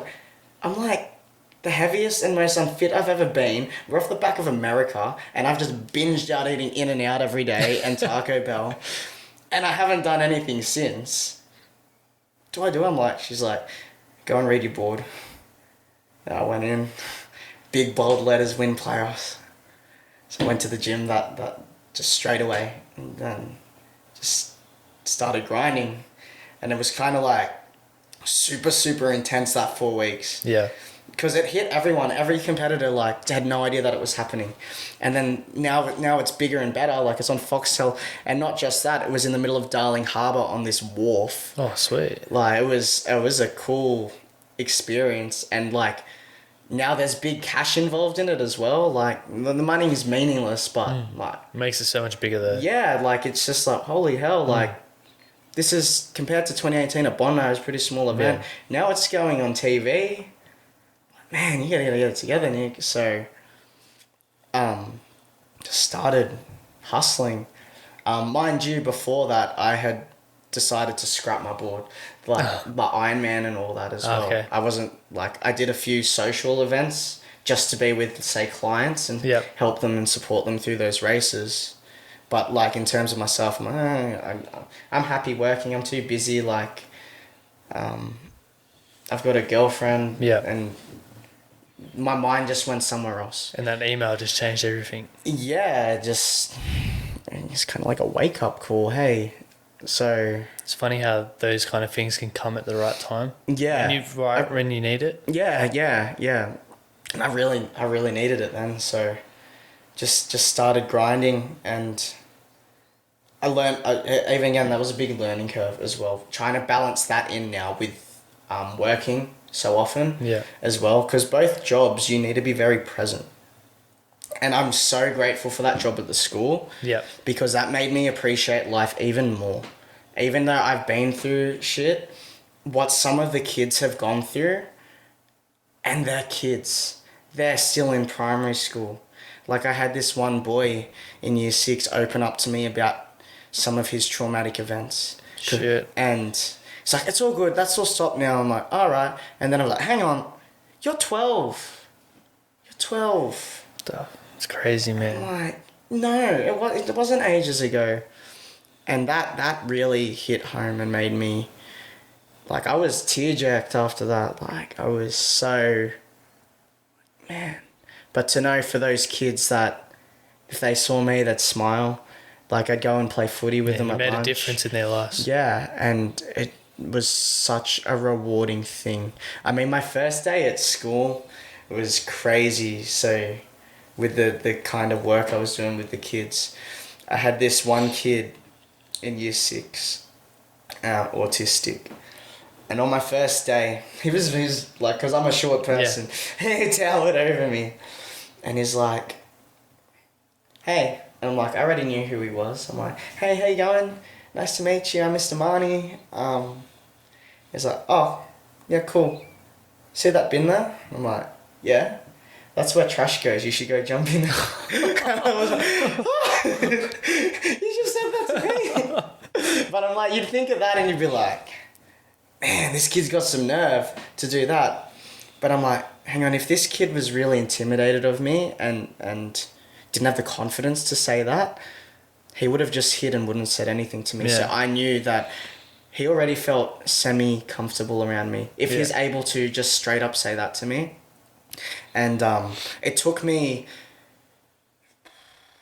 2 terms to build up rapport with him. Like, I'd go and sit next to him to help him with some work. He'd go away. He'd throw pencils at me. Like, we didn't get along. And it wasn't until I really found a way to click with him through Star Wars. Oh, yeah. And superheroes. Then all of a sudden he's gone from not wanting anything to do with me to like not leaving me alone. Your best friend. Yeah, literally, like, and just to know that I made a difference on those kids' lives was epic. And I miss those kids now not being there as much, just to know that I'm helping them progress and these are skills they're going to take away for life, and maybe I can make a difference and help them. Yeah. And that was really cool. So on the playoffs that year, going back again. That's all good. How did you go in it? Better, like really good. Like I learned so much about myself then, because in 2018 I had heaps of people around me. 2019, no one knew I was doing it except for my partner. So being in a calorie deficit for a start, your body's already in survival mode and craving food. Yeah. On top of that, I'm training to be the fittest I've ever been without having nothing. So there was so many grueling training sessions I went through behind closed doors when no one was watching. And to the point where I'm literally dry heaving after these sessions. Because I'm like, you've got 4 weeks, get it together. Everything that I like, when I woke up, that's all I thought about. Okay, what am I doing today? Even some session like, nope, that was shit. You're doing something else now. And I trained smart about it as well to know and how my body would cope with it. So I ended up dropping 10 to 12 kilos in 4 weeks, which isn't healthy at all. But at the same time, I'm trying to ramp my fitness back up to the most. So, Yeah, you're right, man.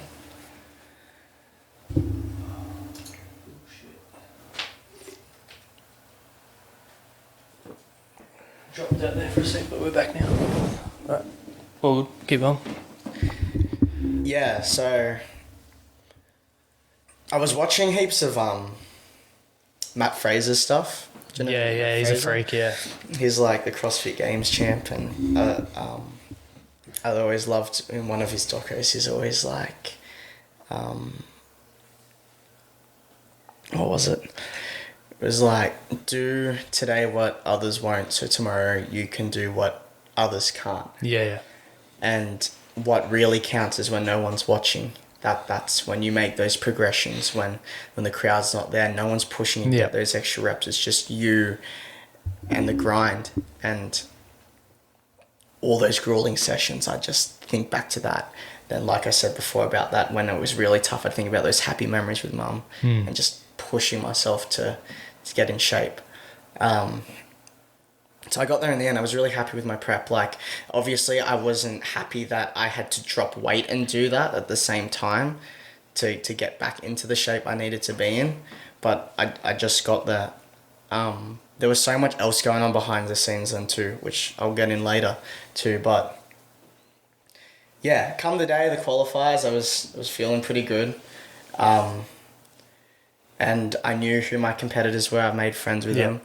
And I came in there and I ended up qualifying second.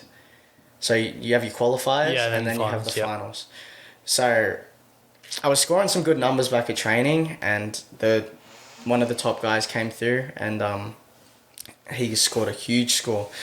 So then I came in and I was stoked. I qualified second. So I felt good coming into the finals the next day. I was really, really happy. How'd you go in the finals? Like, the best I could, you know. Did you beat the previous year? So I came 5th in 18, I came 4th. Still better, improvement. The way that finals work, it's an actual playoff that way. So it's 1 plays 8 and it's knockout. Okay, yep. And 2 plays 7 all the way down through. So I got to the semis, which was a step further than I got last year. And this year I had actually trained for finals, but they changed the whole format of it again.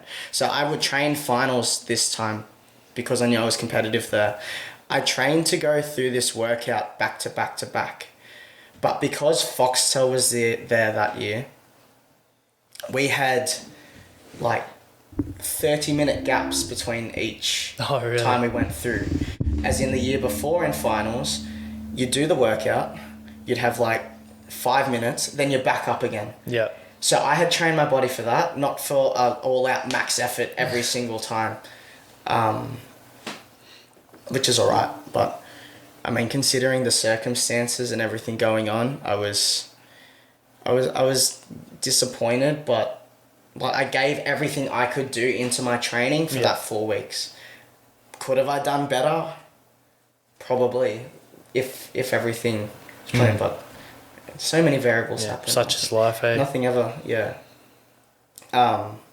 throughout that preparation of all that too, this is where I get crazy again. I was like, man, Nick, you're getting fit again. Went back to my board that everything was scribbled out of. And it just happened that weekend of playoffs, then the weekend after was the Spartan trifecta weekend in Bright again. Yeah. Then the weekend after that was the Ironman. So it's like, man, sign me up. And because I had a group going down to the trifecta weekend at Bright too, and I was umming and ahhing about it for ages until I got that playoff email. I'm like, okay, I'm going to commit to this now because I know I'm going to be fit again. Yeah. So I'd just done this extensive playoff training. I was fairly happy with how I went. Like, all right, now I'm going to chill out a bit for the next week. Then we're going to go down to Melbourne or Bright, which is in Victoria, and just have some fun down there. And had fun on the Saturday again. Time for the ultra on Sunday again. This time I knew what I was in for and what kind of... But in 2018 I had done a bit more running. Like, I had done nothing in 2019. Like, literally no running at all. And you were talking to me about... Was it your brother? You were saying you felt it in your joints a lot after. like with running, you don't like you need to put the kilometers on your legs and gradually build that up, rather than just jumping in the deep end like I kind of just did. Like I knew I was fit, but running fit is different. So 30Ks into the race, my ankle gave in. Oh. Like really badly. So like I limped into transition. Shit. And I had doubt for the first time. With all the events in 2018, my mindset was like super cocky inside. You're confident, yeah. But I'm not going to talk about it. Yeah. You know what I mean? Like, keep it to myself kind of thing. Just keep working hard. And then, yeah, for the first time I had doubt about the race. I'm like, man, my ankle's gone. And it was just super, super painful every rep. I was trying new wacky ways to keep running. Like, what if I run backwards here? Will this help if I sidestep here? And just, I literally was in so much pain for that final 20 Ks. God. And just pushing through. And I felt really accomplished that year when I crossed the line. What was going through your mind that last 20? You would have been in a ton of pain. Thinking about everything else Yeah. that I've been through. You did this last year. You signed up for this. People are suffering way more than you are right now. Like, then again, I go back to thinking about mum. Yeah. And I want to get through this. And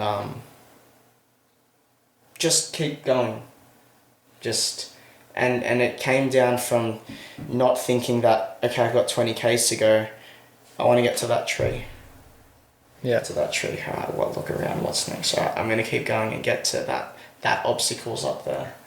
And then I'm going to, with the obstacles, like a sandbag carry, like, okay, your ankle's really sore here, so let's drag it in this section, and just setting smaller goals to get through it. Yeah. And when I got to the 40K mark, I'm like, you have gone through 40Ks, you have 10 to go, it's nothing. Go. In the back of my head, I'm like, it's 10Ks. But you just get through it. You're just finding a will and a drive to dig deep and keep going. And I can relate this, I guess, into real life, and as well with my clients is there's two ladders. If you have a ladder that the runs are so far apart, Yeah. that you're going to be figuring out that you're going to be stuck for ages before you get to the next run, even though it might seem like, okay, less runs is better. The one with more little goals, it just climbs up quickly. Yeah. If you set little tiny goals, tick them off, you're going to feel good about yourself. You're going to feel accomplished. Like, hey, I got here. Let's get to the next. And you're not thinking about, like, I'm not thinking 20 Ks to go, my ankle's screwed. Okay, let's just get here. Got there. All right, let's get to the next step. Got there. Yeah. And then before I know it, I'm like, shit, I'm almost there. You've got through this. And that's the way I apply that kind of thought to everything now. Yeah. Yeah, it's an awesome mentality to have. Yeah. Just one step at a time. Yeah, one single step at a time. And there were times where I had to step back for a second and really think about stuff, but then I kept going again. And that really transfers into everyday life. Hey, so that was cool. That was awesome. And to top that off, I ended up coming third in my age category. Oh, really? That was at 18 to 24. Yeah. And it just happened that qualified me to go to the Worlds, which is in Iceland, which was meant to be this year. Oh, shit. Which sucks, but That would have been amazing, eh? yeah. That's gnarly though. Like it's a 24-hour event. Though. Okay, yeah. And you need like this extensive gear list. You need to be prepared to get like hypothermia. Like, Oh, shit. like people wear gloves. Like I've seen highlights of the year before, and that's next level. So yeah, I came back from that psych that I got through that. And then you did Ironman, didn't you? Yeah, so the week after that's Ironman. And not one person believed in me that I was going to do it.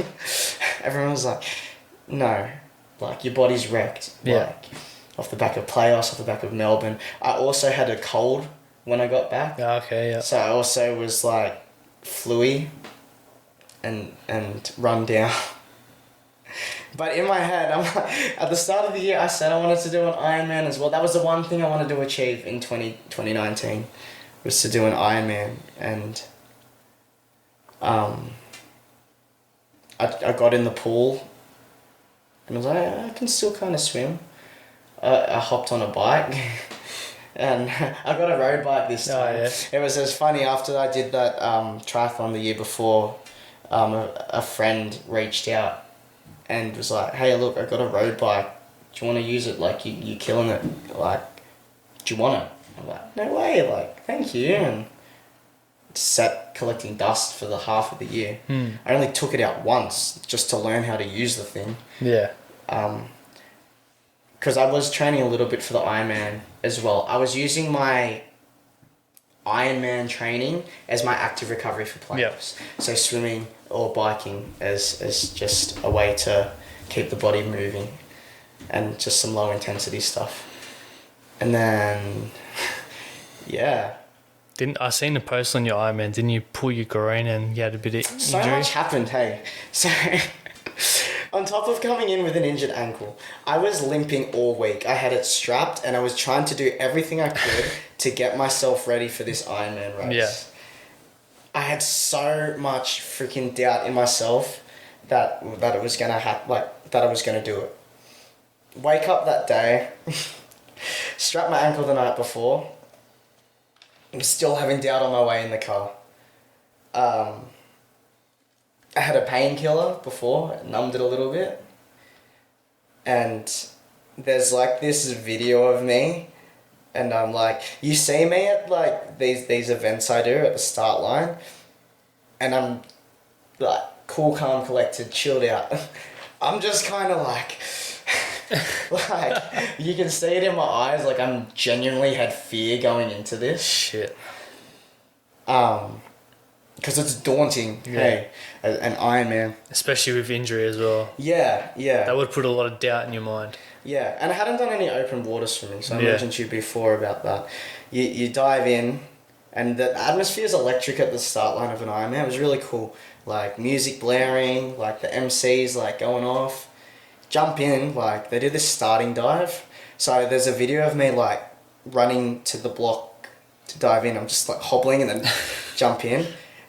I literally freaked out because I've gone from very loud and bright and everything to pitch black dark and can't hear anything. I'm like, and then I like kind of freaked out a little bit, so I lost, like, my breathing got out of control.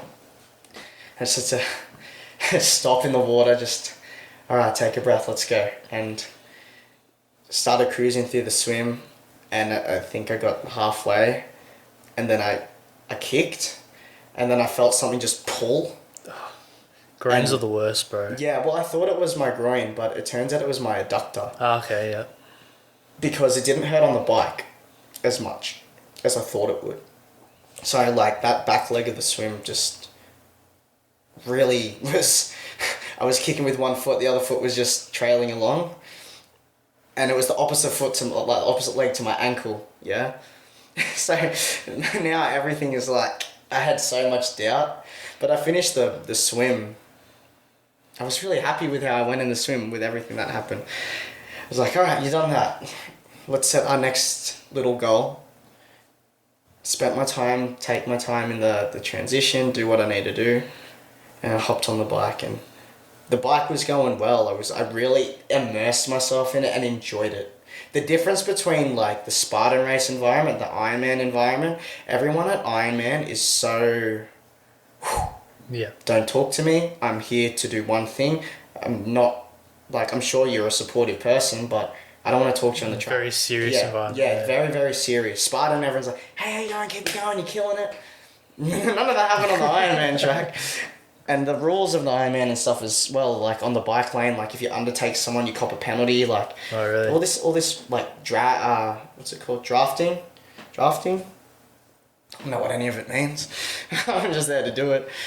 And like people are criticizing me again of my bike because I didn't have the clip-in pedals or the things where you lie down on it. Yeah. Like, why just do it? Like just do it, and that's what I was gonna do. How long was I? Halfway again, like 50 Ks into the ride, I got a flat tire. And I was literally like, I'm done. Like, I'm just done. I'm mentally just drained. My body's in pain. I've had a good run in the past 2 weeks. I'm just going to try and fix this. Like, for half an hour. The other thing with Ironman, no one can assist you. Oh, really? You're self-dependent the entire time. How the hell did you fix your bike then? Well, like, I was prepared that I had a tube and a pump just in case. But I had never bloody practiced, like, fitting a tube or anything. And it was my back tyre too. So the front's easy, just unclip it and you pull it off. But the back, you got your chain and Yeah. I had no idea what I was doing. So I'm like there for 40 minutes just messing around, just getting frustrated. Like, anyway, I didn't get it off in the end. So I pumped it back up as much as I could. I'm like, all right, I'm going to keep riding. It's firm for now. And once I get back into transition, then I'm just gone. And I was maybe 3 kilometers out from transition at that point, as in to start off my second lap back where the bikes were. And then I started getting all my thoughts. I'm like, you really gonna quit now?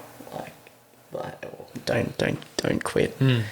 Like, if you get your bike survived this much, just keep going, pump it up again, keep going.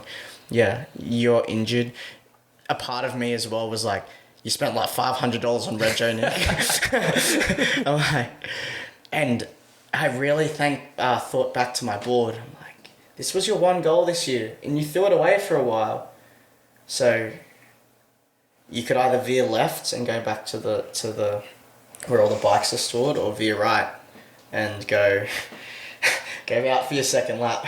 And literally last second, just I'm like, and then I just focused. Mind you, by this time there were no other bikes on the road too. I thought I was gonna get cut off the course. Okay. That was my fear as well. I'm like, you're gonna get cut off the course. Like, literally I was literally the only person on lap 2. Everyone had started their run. Oh, shit. So I just kinda got a second wind, got refocused, and just grinded out that second lap. And I got the bike done. Mind you, I'm worried about getting cut off the course now. So my plan going in was, in transition, have another painkiller so I can at least numb my ankle and get the run done. I was on like an adrenaline high and just boom, straight out of like transition from the bike to the run. And then about 500 meters out, I was like, where are my painkillers? But I knew I was gonna do it then. Yeah. And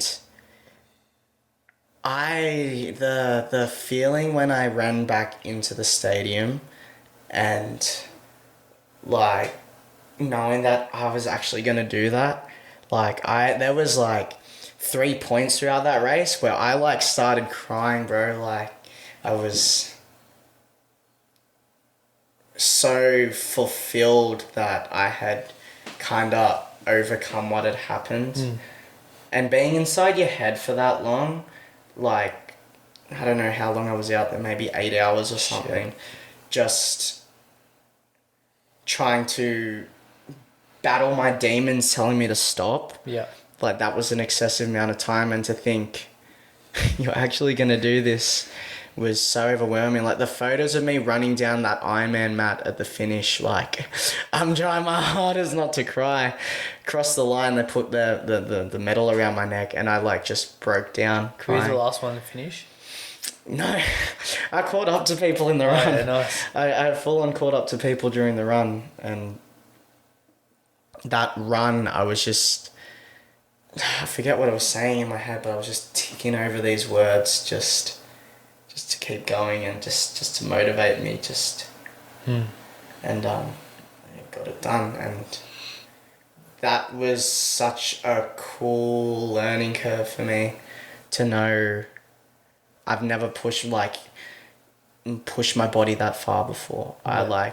When I did the 50 in 2018, when I crossed the line, I was stoked, but I didn't get that feeling of, I guess that fulfillment. Yeah.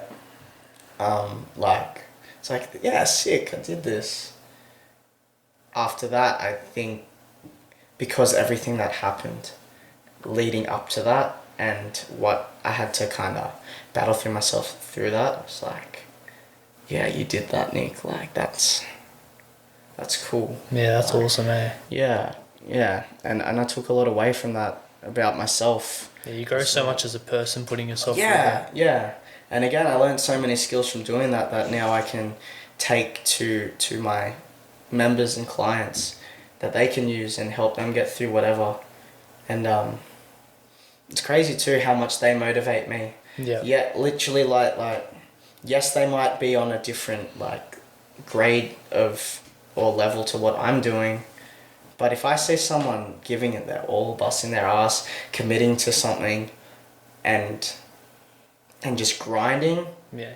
man, that just hypes me up. Yeah, you have like the same drive and purpose, just on different levels, but you're still out there working hard. Yeah.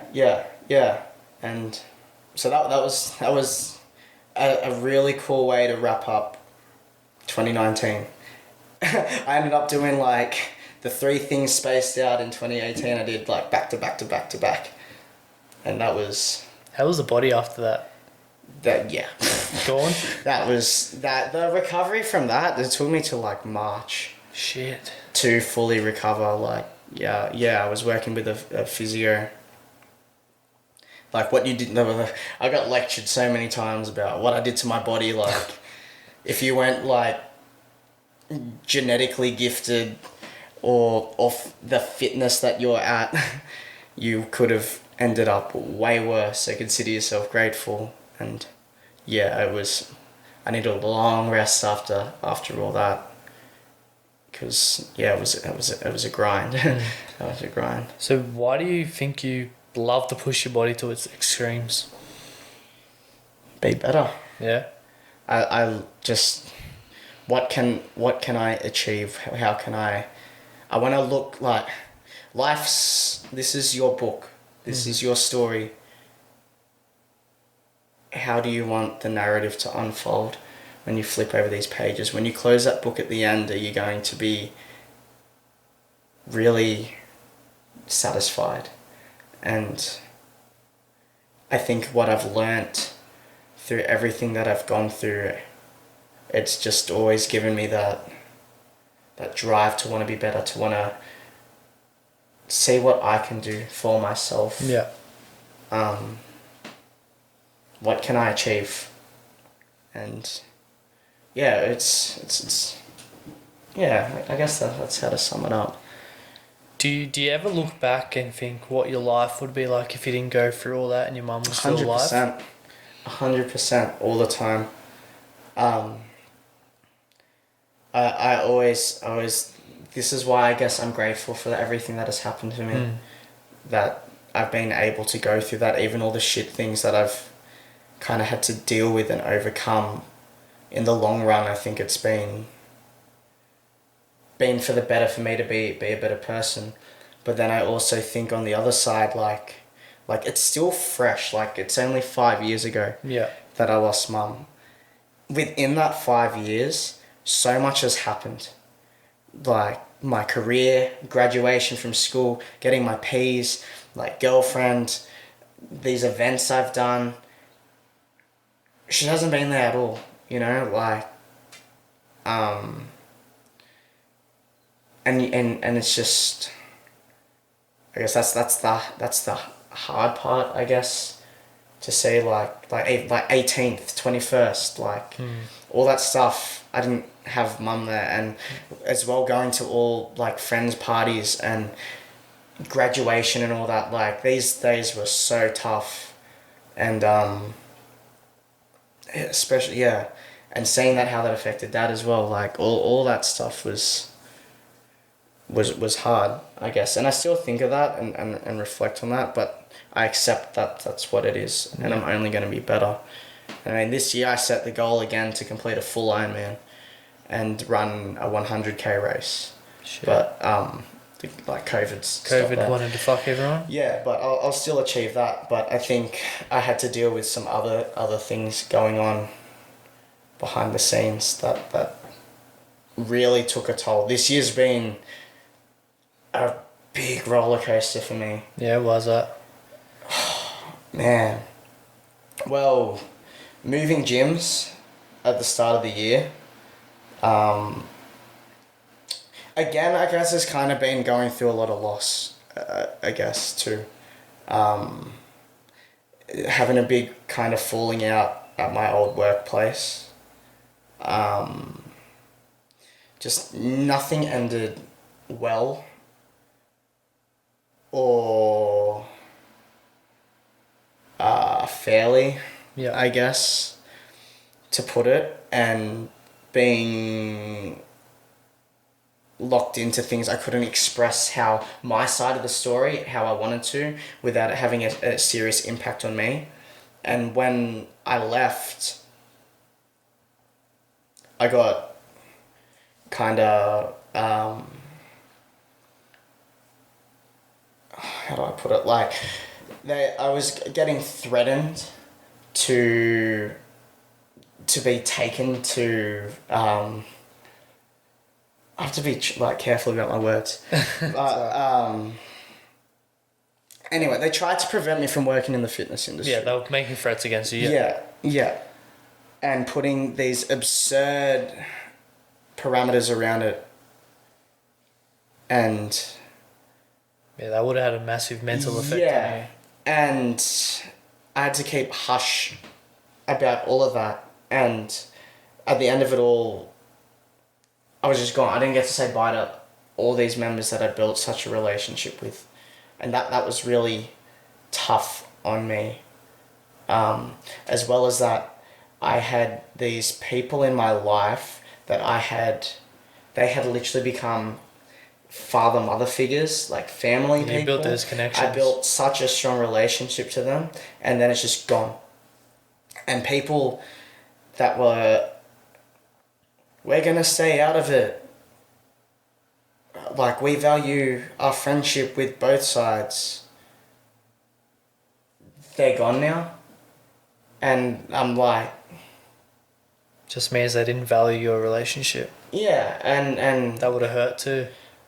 What really hit home was on my 21st this year, I was expecting like a message or something from them, from these other people, and I got nothing. Then I checked their account, and then they've deleted me off Facebook, and I'm like, that's petty. So man. You've just taken a side now, and I get it. You've done a lot for me, but I've done a lot for you, and yet you still don't know the full story that's going on behind the scenes with everything. I fell into this really dark hole, and my mental health was just shook. Yeah. I was going through all this stuff in my relationship, and like it's settled now. It's been like a month now, like over a month. You broke up with your partner? It was like a really, really rough breakup. Yep.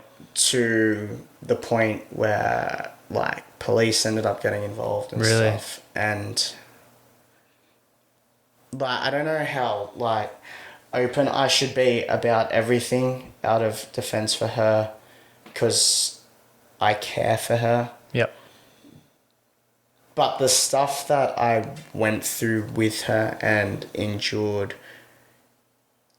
took a huge toll on me. And like throughout the lockdown this year, I put on weight again. I started turning to food again. I started getting back in bad habits. I stopped training, and I was going on these super highs to super lows so often. And I was bottling everything up, which isn't like me. Yeah. I will talk to people when I've got stuff going on. I have my circle. Well, at least I thought I had my circle, but my circle was broken. I had lost people. So then again, I shut down from everyone. I had people messaging me, haven't heard from you a while. You don't post on Instagram anymore. You're like, where are you? And I just ignore it. Yeah. I lost my friends from everywhere as well. Not by, like, because of myself. You just isolated yourself. And I was super lost. The only thing getting me through that point was working at the school. Literally. I had no motivation besides seeing the kids smile at school when they saw me. And I still haven't properly dealt with everything that went on this year. But it's been crazy. I mean, I guess one thing I want to say, because I feel like this is a very common thing that people go through.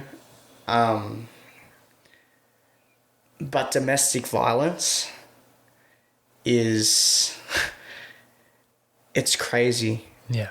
And you wouldn't think it'd happen. Especially from a female towards a male. You think domestic violence, you think guys... Yeah. And I put up with that for so long and sheltered and didn't open up to anyone about it. And it was... You know, I'd see ads on TV about it. I don't think it's going to happen to you. And I'm just like... And then I just had this reflection one day. I'm like, hang on, I fall into that category.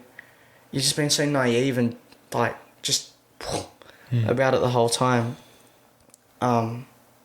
Because you go through that, then all of a sudden I get lifted back up. And so much stuff happened towards me, like she tried to, like, wreck my life. I mean, you see, I started getting all these posts put up on me about social media, and people were reaching out to me and they were like, you know, this is being X, Y, and Z is being said about you on a public platform for people to see. Like, I wasn't phased. Like, I was phased. Yeah. But, you know, another thing that I've kind of grown to learn throughout all of that was if people have a problem with me, they'll call me. If they know my number, then they're not worth just anything. Keyboard warriors. Yeah, and that's one thing I really liked, but it's crazy being in that cycle of mental and physical abuse that I went through this year, and only coming out of that recently and having to get other, like, people of higher power involved. That was that was crazy. And I was at, like, one of my lowest of lows this year, and going back to me saying, like, kind of insecurities of being alone that I'm only starting to deal with now. I probably could have moved on earlier, but I was holding back, and that was selfish of me to do that. And, you know, there's two sides to every story and whatnot, but it was rough, bro. Like, and then it didn't help with isolation because I'm not seeing anyone. Yeah. I'm not training members now. Like, I see the kids at school, but that's it. That's my only sole motivation to get out of bed right now. So you felt alone? I was in a big rut. A really, really, really big rut. I had no purpose or meaning. You know, I've just built the past 4 years building that up, and now just boom, like this big curveball. And the stuff I saw, heard, and went through was just, I don't know why I put myself through that. And I had to you know, like, it was just as traumatic as stuff I went to, like, with mum, like, the stuff that happened to me and was said towards me and was said about people I love and care about. And it was just this series of events that went on, and it's just, yeah. I've only kind of just started to deal with that.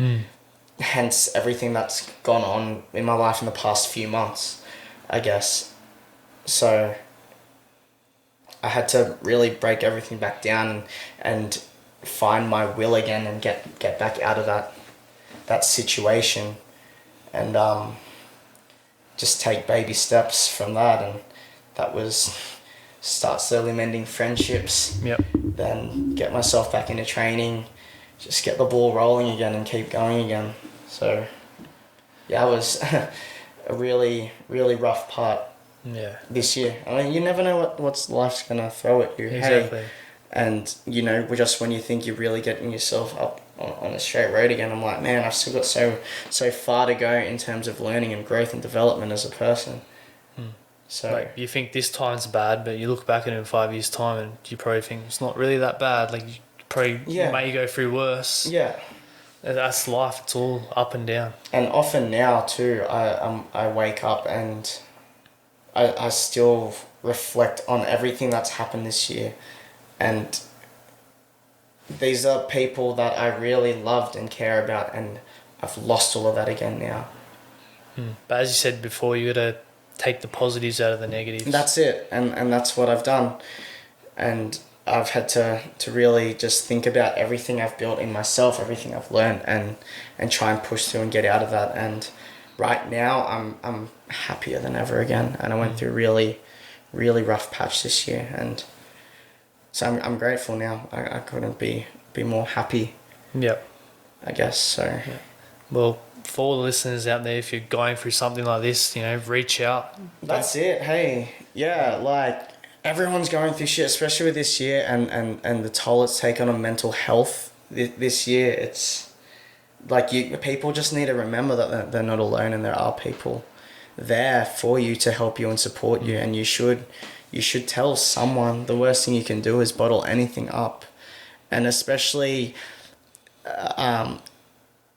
you know, if you're a guy and you're going through a situation such as domestic violence, you're not a wimp, you're not a pussy, you're not like, you know, you got, like, talk to someone.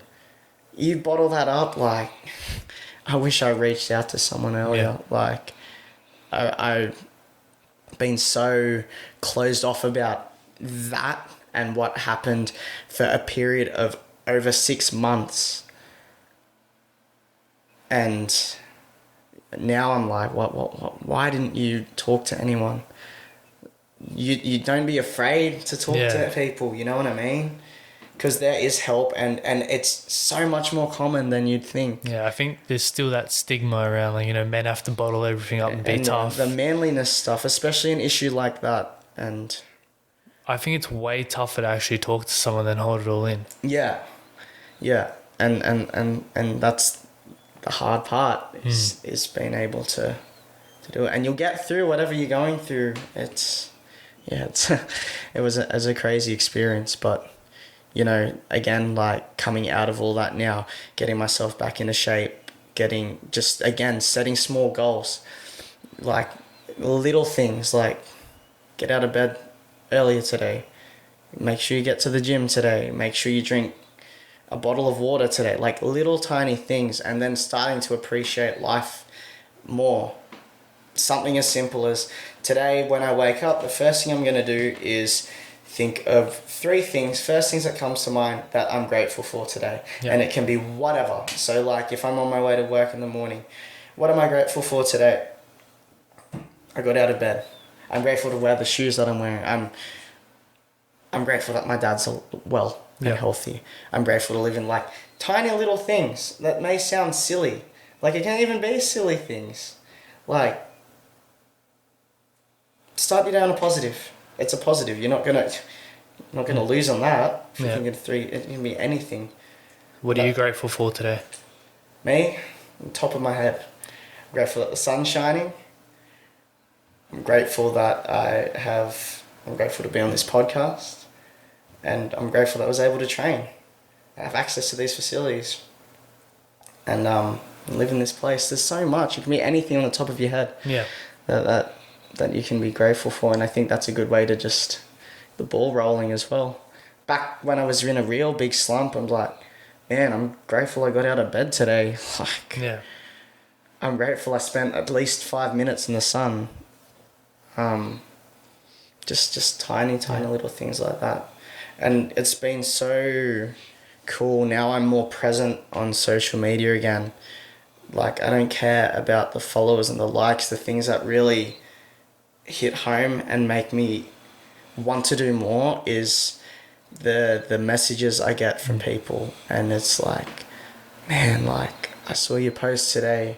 It motivated, like, I wasn't going to train, but now I did because I saw that. Or it's impacting that one person. yeah. If I can impact one person with anything I post, whether it's motivating them or getting them to try something, that's all I want. That's why I want to keep doing what I'm doing, because I as long as it's one person, then I'm happy. Yeah. That I'm able to impact on their life, and that's why I think I love my field of work. Yeah.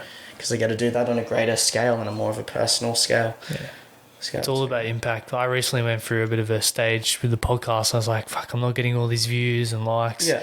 And then I sat back and reflected, like, why did I start this? Yeah. And it was, to build my inner confidence from being an introvert to now being out here networking. Yeah.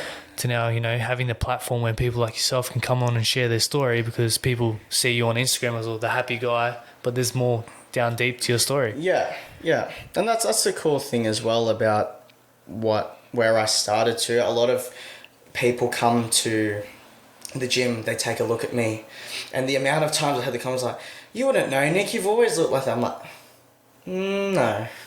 There's a little bit more to it than that. I've like been in your shoes. I remember my first session, and it makes people like something, oh wow, like, which is nice too, and it's cool. I really enjoy it. So. And as you said before, the messages, I did a podcast last weekend with this guy, went through like bankruptcy, drug addiction, nearly took his own life. Yeah. And his mum listened to the podcast and sent me such a beautiful message saying that's the most he's ever opened up, and I'm so grateful for you. Keep doing what you're doing. It's like, that shit just makes my day. Yeah. That's why I do what I do. Yeah. And then like we full talk, she vented to me, like she felt comfortable talking to me and telling her about her life and stuff. And it's like, wow, this is such a great feeling. Yeah. Yeah. It's just awesome. Yeah. And I love hearing people's stories, and I love stories where there's been something really shit happened, and they've made that choice and got themselves out of it, and they've done something, and they're doing well now. And now, even just this year with everything that's happened, I can reflect on that. I'm like, okay, I have my circle back. And there are people that have still been there the whole time, and I'm in a really good position now with work. I'm really happy. Yeah. My training's good. I'm living the life I want to live. I'm not trying to accommodate for everyone else, and it's a good place to be. And right now I'm training up this younger guy at the gym, and that's been really cool as well. And watching him grow as a trainer as well and develop his skills has been sick, and being able to share my knowledge. Yeah. I mean, what's the point of having all this knowledge if you're not going to share it? Exactly. That's what it's meant to be. Don't hold it to yourself. Yeah. Yeah. On knowledge, let's jump into a bit of personal development. Obviously, you goal set, you train and all that. Do you read, listen to podcasts? What else do you do to, expand your mind? I was going through it, like, I was listening to heaps of podcasts for a while there.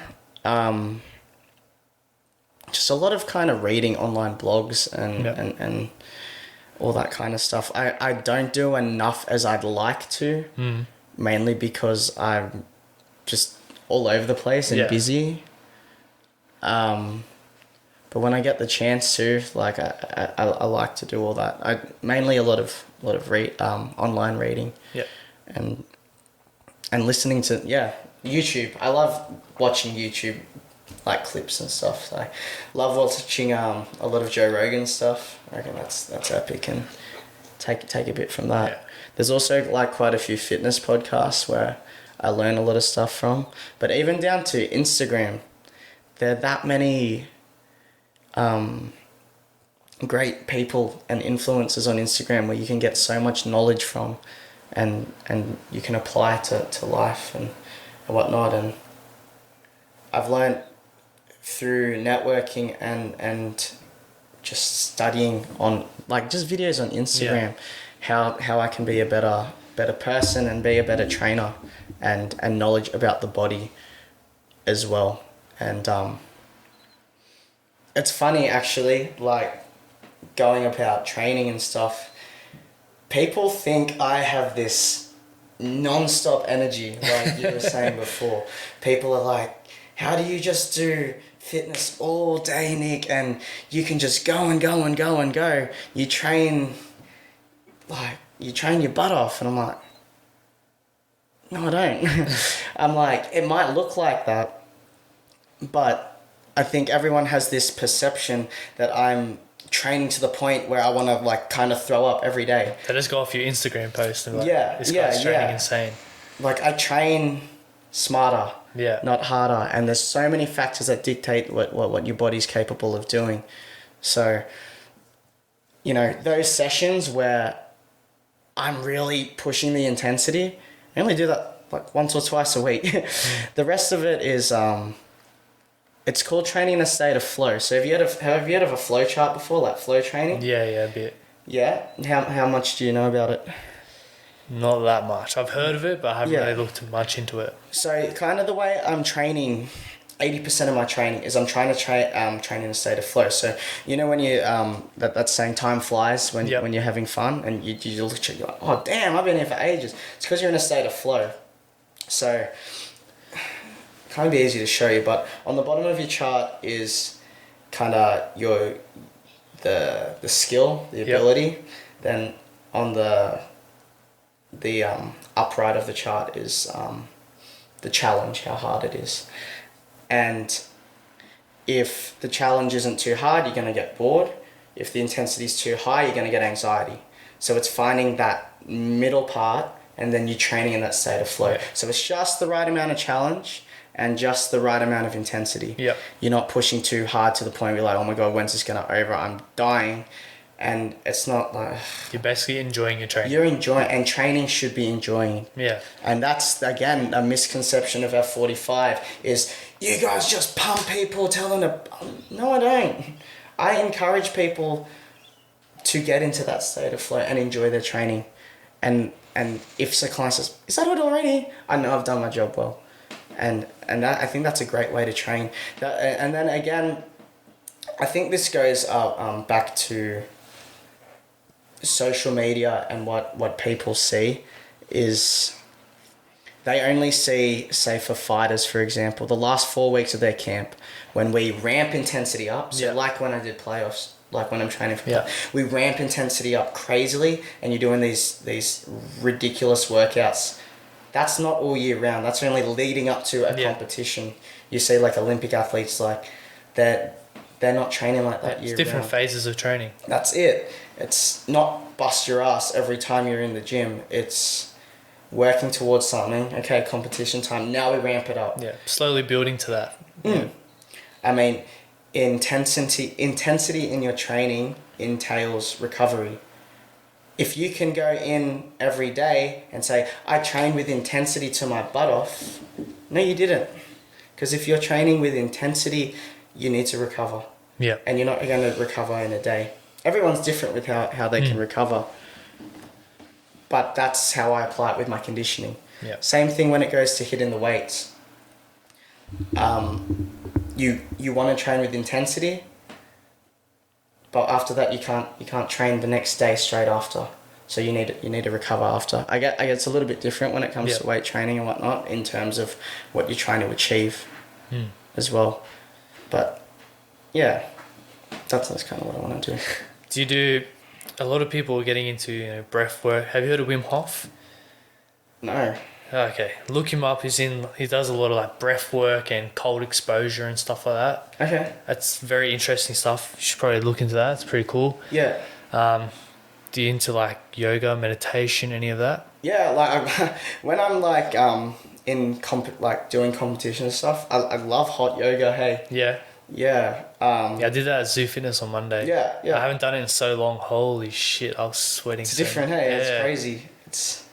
You feel like you've just done a whole workout. It takes it out of you. Eh? The next day, I was like, holy shit. Yeah. No, and I do love saunas as well, and I do like a bit of breath work in the sauna. Yeah. And just kind of trying to fully release and let go of everything. I love saunas. I think breath work's very important. You Yeah. can see like when you change moods, angry or what, your breath always Yeah. changes. Well, breathing's something I'm key with training. The second you lose control of your breathing, the second it's gone. Like the second you're just gonna just fatigue out, and Yeah. especially in like the playoffs, because playoffs is like so max intensity. Yeah. If I stop thinking about my breathing for a second, I've just thrown Your rhythm out, yeah. my rhythm out, and it's so hard to get it back because you're working, you're redlining the entire time. So yeah, breathing's key. Yeah. When you have any spare time, what are your hobbies? Oh, like anything outdoorsy. Hey, like wakeboarding, climbing, anything outdoorsy, or anything that my mate, like I'm happy to try new things. When I can, I like to skate as well. Like downtime where I'm not doing something active, I don't mind gaming every now and then. Like, because I've got a few mates that are heavy into gaming, and What games you that's play? good fun. Only really Call of Duty, eh? Call of Duty, Like, we yeah. love zombies. Yeah, I was Love playing doing all that. Fortnite there for a bit. Yeah. No, they try to get me into that. I just got bored of it. Like with gaming, I go through phases where I'm just hooked, and then I just won't touch my like PlayStation for months on end, and then I'm back on. Yeah. Yeah. Yeah, it's like me. I think beginning of the year I was really on my PlayStation and then I haven't touched it since. Yeah. No, during the lockdown, I did heaps of gaming, mainly just because I was in a slump. But Yeah. I really enjoy wakeboarding. Yeah. So that's something really cool. Like coming from being young at the skate park and just progressing and just being out there, it's sick. Yeah, I haven't done it before. I'd love to do it. Eh? Yeah, you should. Yeah. But I know I kind of love thrill-seeking activities. If I could do that all the time, I could. Like my mates have jet skis now. We go out on them all the time, and now that it's warming up, just being outdoors. yeah. Any kind of adrenaline-esque kind of activities I find really fun. So, what would you say has been the biggest, I guess, challenge in your life? Would it be losing your mum? Yeah, I mean, I try not to look at every challenge I've been through as the same thing. I just see it as a different part of my life. I think I kind of see it as one whole story that's all intertwined with everything together. Like, there's always that what if, but I often see everything that's happened as just a separate thing, not one thing overrides another thing. But yeah, definitely that like losing mum would be up there. That and what's happened this year. Yep. Because it's something I just never expected would ever happen to me. And yeah, they're the two main things, I guess, that have been the hardest to overcome. Especially when I started being naive to me going back down that like kind of road that I never wanted to go down again. Yeah. So I think that'll probably be it. So, what is your why? My why? To be better, hey, like to help people, you know. I want to be able to help as many people as I can. I don't know why that I like it, enjoy it, but it gives me such satisfaction and fulfills me to be able to see people grow and to know that I've been a part of that to help them. Yeah. I think, I don't know, maybe that's my why. But I just want everyone to be better. I want everyone to realise what the true meaning of what truly living is. Yeah. And not going through the day-to-day motions, but just to live a life, a fulfilled life without being held back. And you're showing what's possible. that's it. Yeah, I guess I haven't really looked at it like that, and I guess kind of through all the diverse things I've done, I guess in a way you can, anything is possible. Yeah. And that's you just got to believe it. Hey, like, you've got to be quietly confident that, hey, I can do this, and just build that courage to say, oh, I'm going to do it. Yeah. Like, people are always going to say, no, you can't, no, you're not. But screw them. Prove them wrong. Just do it. Like, and that's my mindset. Yeah. If I want to do this today, I'm going to do it. Why? Because it makes me happy. And there's no reason why anyone else can't do it too. Yeah. You shouldn't have to feel judged or criticized by someone else's opinion.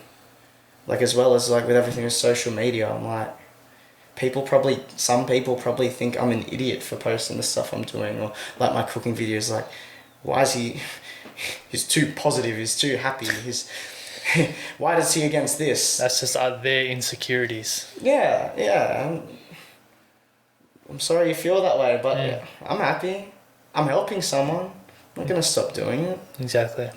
And that's the same thing with my job. It's very fulfilling. I don't feel like I'm working half the time. It's just really nice to know that you're impacting someone's life. Yeah, that's awesome. Well, that's exactly like the definition of our clothing brand, is showing what's possible. Yeah, and that's it. And you look at every successful person, you know, and going back to the entire fitness industry, if your goal is making money in the industry and that's it, I don't think you're in the right field of work. Yeah. You should be in here to try and get people off the couch. You should be in here to help people to live a better life and teach them how much better their life can be if they start taking charge of their health and fitness. It's hand in hand. The amount of people that I've trained now, and they've now dragged in their husband, and then like couples come, our relationship's so much better now. The vibe in our house is amazing. And it's awesome when I see people hit their goals and they thank me, and like, yeah, it's crazy. That's awesome, man. Who do you look up to, or who inspires you? Oh, man. I love The Rock. Yeah? Man, if there's one person I could ever meet one day to be The Rock, I'd freeze up like a little girl. But I guess that's celebrity, but I mean, generalized, who do I look up to? Anyone who's going out there and killing it. Like, even just driving here, I saw some overweight guy walking. It's like, man, you go get it. Like, I look up to that. I appreciate that. Just this morning, I had this client do a box jump. She'd never done it before. She was scared. Like, let's just do it. Let's stop thinking about it. And she did it. I look up to that. You faced your fears, you challenged that, and you did it.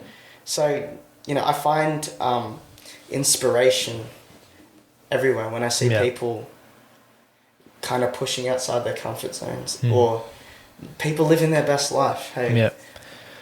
Where do you see yourself? What's next for you in the next few years? Do you have any big goals? Yeah, I want to travel. I want to travel. Same, bro. That's on my bucket list. I want to see the world as much as I can. Like, I've had some crazy, like, this year too. Like, again, now I'm in a really good state.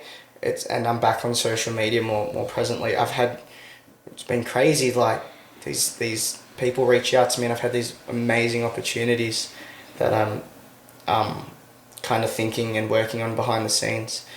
I have an idea of what I want to do in the future in the industry. Yeah. Like, I've got this model in my head that from trying literally everything and all the knowledge I've learned from doing all these events, so knowledge I've taken from powerlifting, knowledge I've taken from CrossFit, knowledge from F45, knowledge I've taken from all these endurance events, blended it all up and found the best parts of all of it and spat out my idea. Is that your own gym? My own gym. Yep. Yeah. One day I'd really love to build up to make that idea happen. That's awesome. Like, it'd be, it's quite a pricey idea in terms of what I want it to do, but I really believe in and think it's no one's thought of it yet. You get there, right? So I think that's what I do. But in the short term, I want to see the world as much as I can. I also still want to do these events. Like, I want to win the playoffs. I really want to do that. Just kind of because I've watched it from the beginning and seeing how far I've come every year, and then complete the events that I set out to do this year. That's kind of short term goals. So tick off that 100k, and then I want to go to Cairns to do the full Ironman. Awesome. It looks like a cool location up there. You're bloody hot. Yeah. So, but just help as many people as I can. Coming up, I'm doing a 24-hour row with my colleagues, actually. So 2 of the other trainers and myself, we're gonna keep a rowing machine ticking over for 24 hours straight between the 3 of us, for breast cancer. So a bit of a charity thing for That's awesome, for event. So I guess that's the next thing coming for me. But yeah, long term, I don't know. I don't think I see myself living in the mountains forever. Oh, really? Yeah. Where are you thinking? I don't know. Like, who really knows? True. Hey, I think it'd be sick to live in the city for a while. I don't know why. Just kind of going with the flow, take it as it comes, and once I kind of tick off travel and do everything I want to do whilst my body's like this in my 20s, then I'll start to think more career business kind of goals. Yeah, well, as I said before, you can live in the mountains for 5 years, you can live in the city for a few years, you can move anywhere you want, really. Yeah, that's it. So do it while you can, while you're young. That's it, yeah. Just not holding back, hey, like, now I've come out of this kind of dark patch I was in this year, I'm just living every single day to the max, like, as well, what I used to do, I kind of fell off doing that last year. I was going to, like, to mum, like, when losing mum, I'm like, you don't know when your day's going to be your last. Like, I didn't know, like, no one saw that coming. No. Just I appreciate every single day. I'm like, if something happened on the way home, the bus, whatever, would I be satisfied with what I've done? And that's kind of how I'm trying to live every day. Not waste my day. If the sun's out, make the most of it. If an opportunity arises, take it. So if today was your last day, would you be happy? With how I've been living lately? Yeah, 100%. Just knowing that I'm making a difference to other people's lives, and I'm happy that's I think that's the main thing. Maximizing my days. Sweet. So last 2 questions. When your time's up on this earth, what would you like to be remembered for, and what's your definition of success? I'd love to be remembered for nothing. Nothing's gonna stop me from doing what people think can't be done. That I've pushed myself as far as I can, and I guess I've lived the best life I can. I'd love to be remembered for being known to help people and helped many people eventually across the world. Like that'd be sick. I motivated them to do something. Yeah. Something positive with their life. Even if it's just to get up and walk down the street and come back up. I'd like to be remembered for that, and I think that'd be sick. Just to be able to impact and make people happy and motivate them to be a better version of themselves. Yeah. That'd be cool. What was the other? Definition of success. I guess that dictates for everyone, hey, but for me, I don't think success ever ends. You know what I mean? Yeah. There's always something more you can do. You know, I could be a successful PT, but then I might really love cooking, so maybe I want to go and endeavor into starting a restaurant. Yeah. Like, success, I think, is a never-ending thing.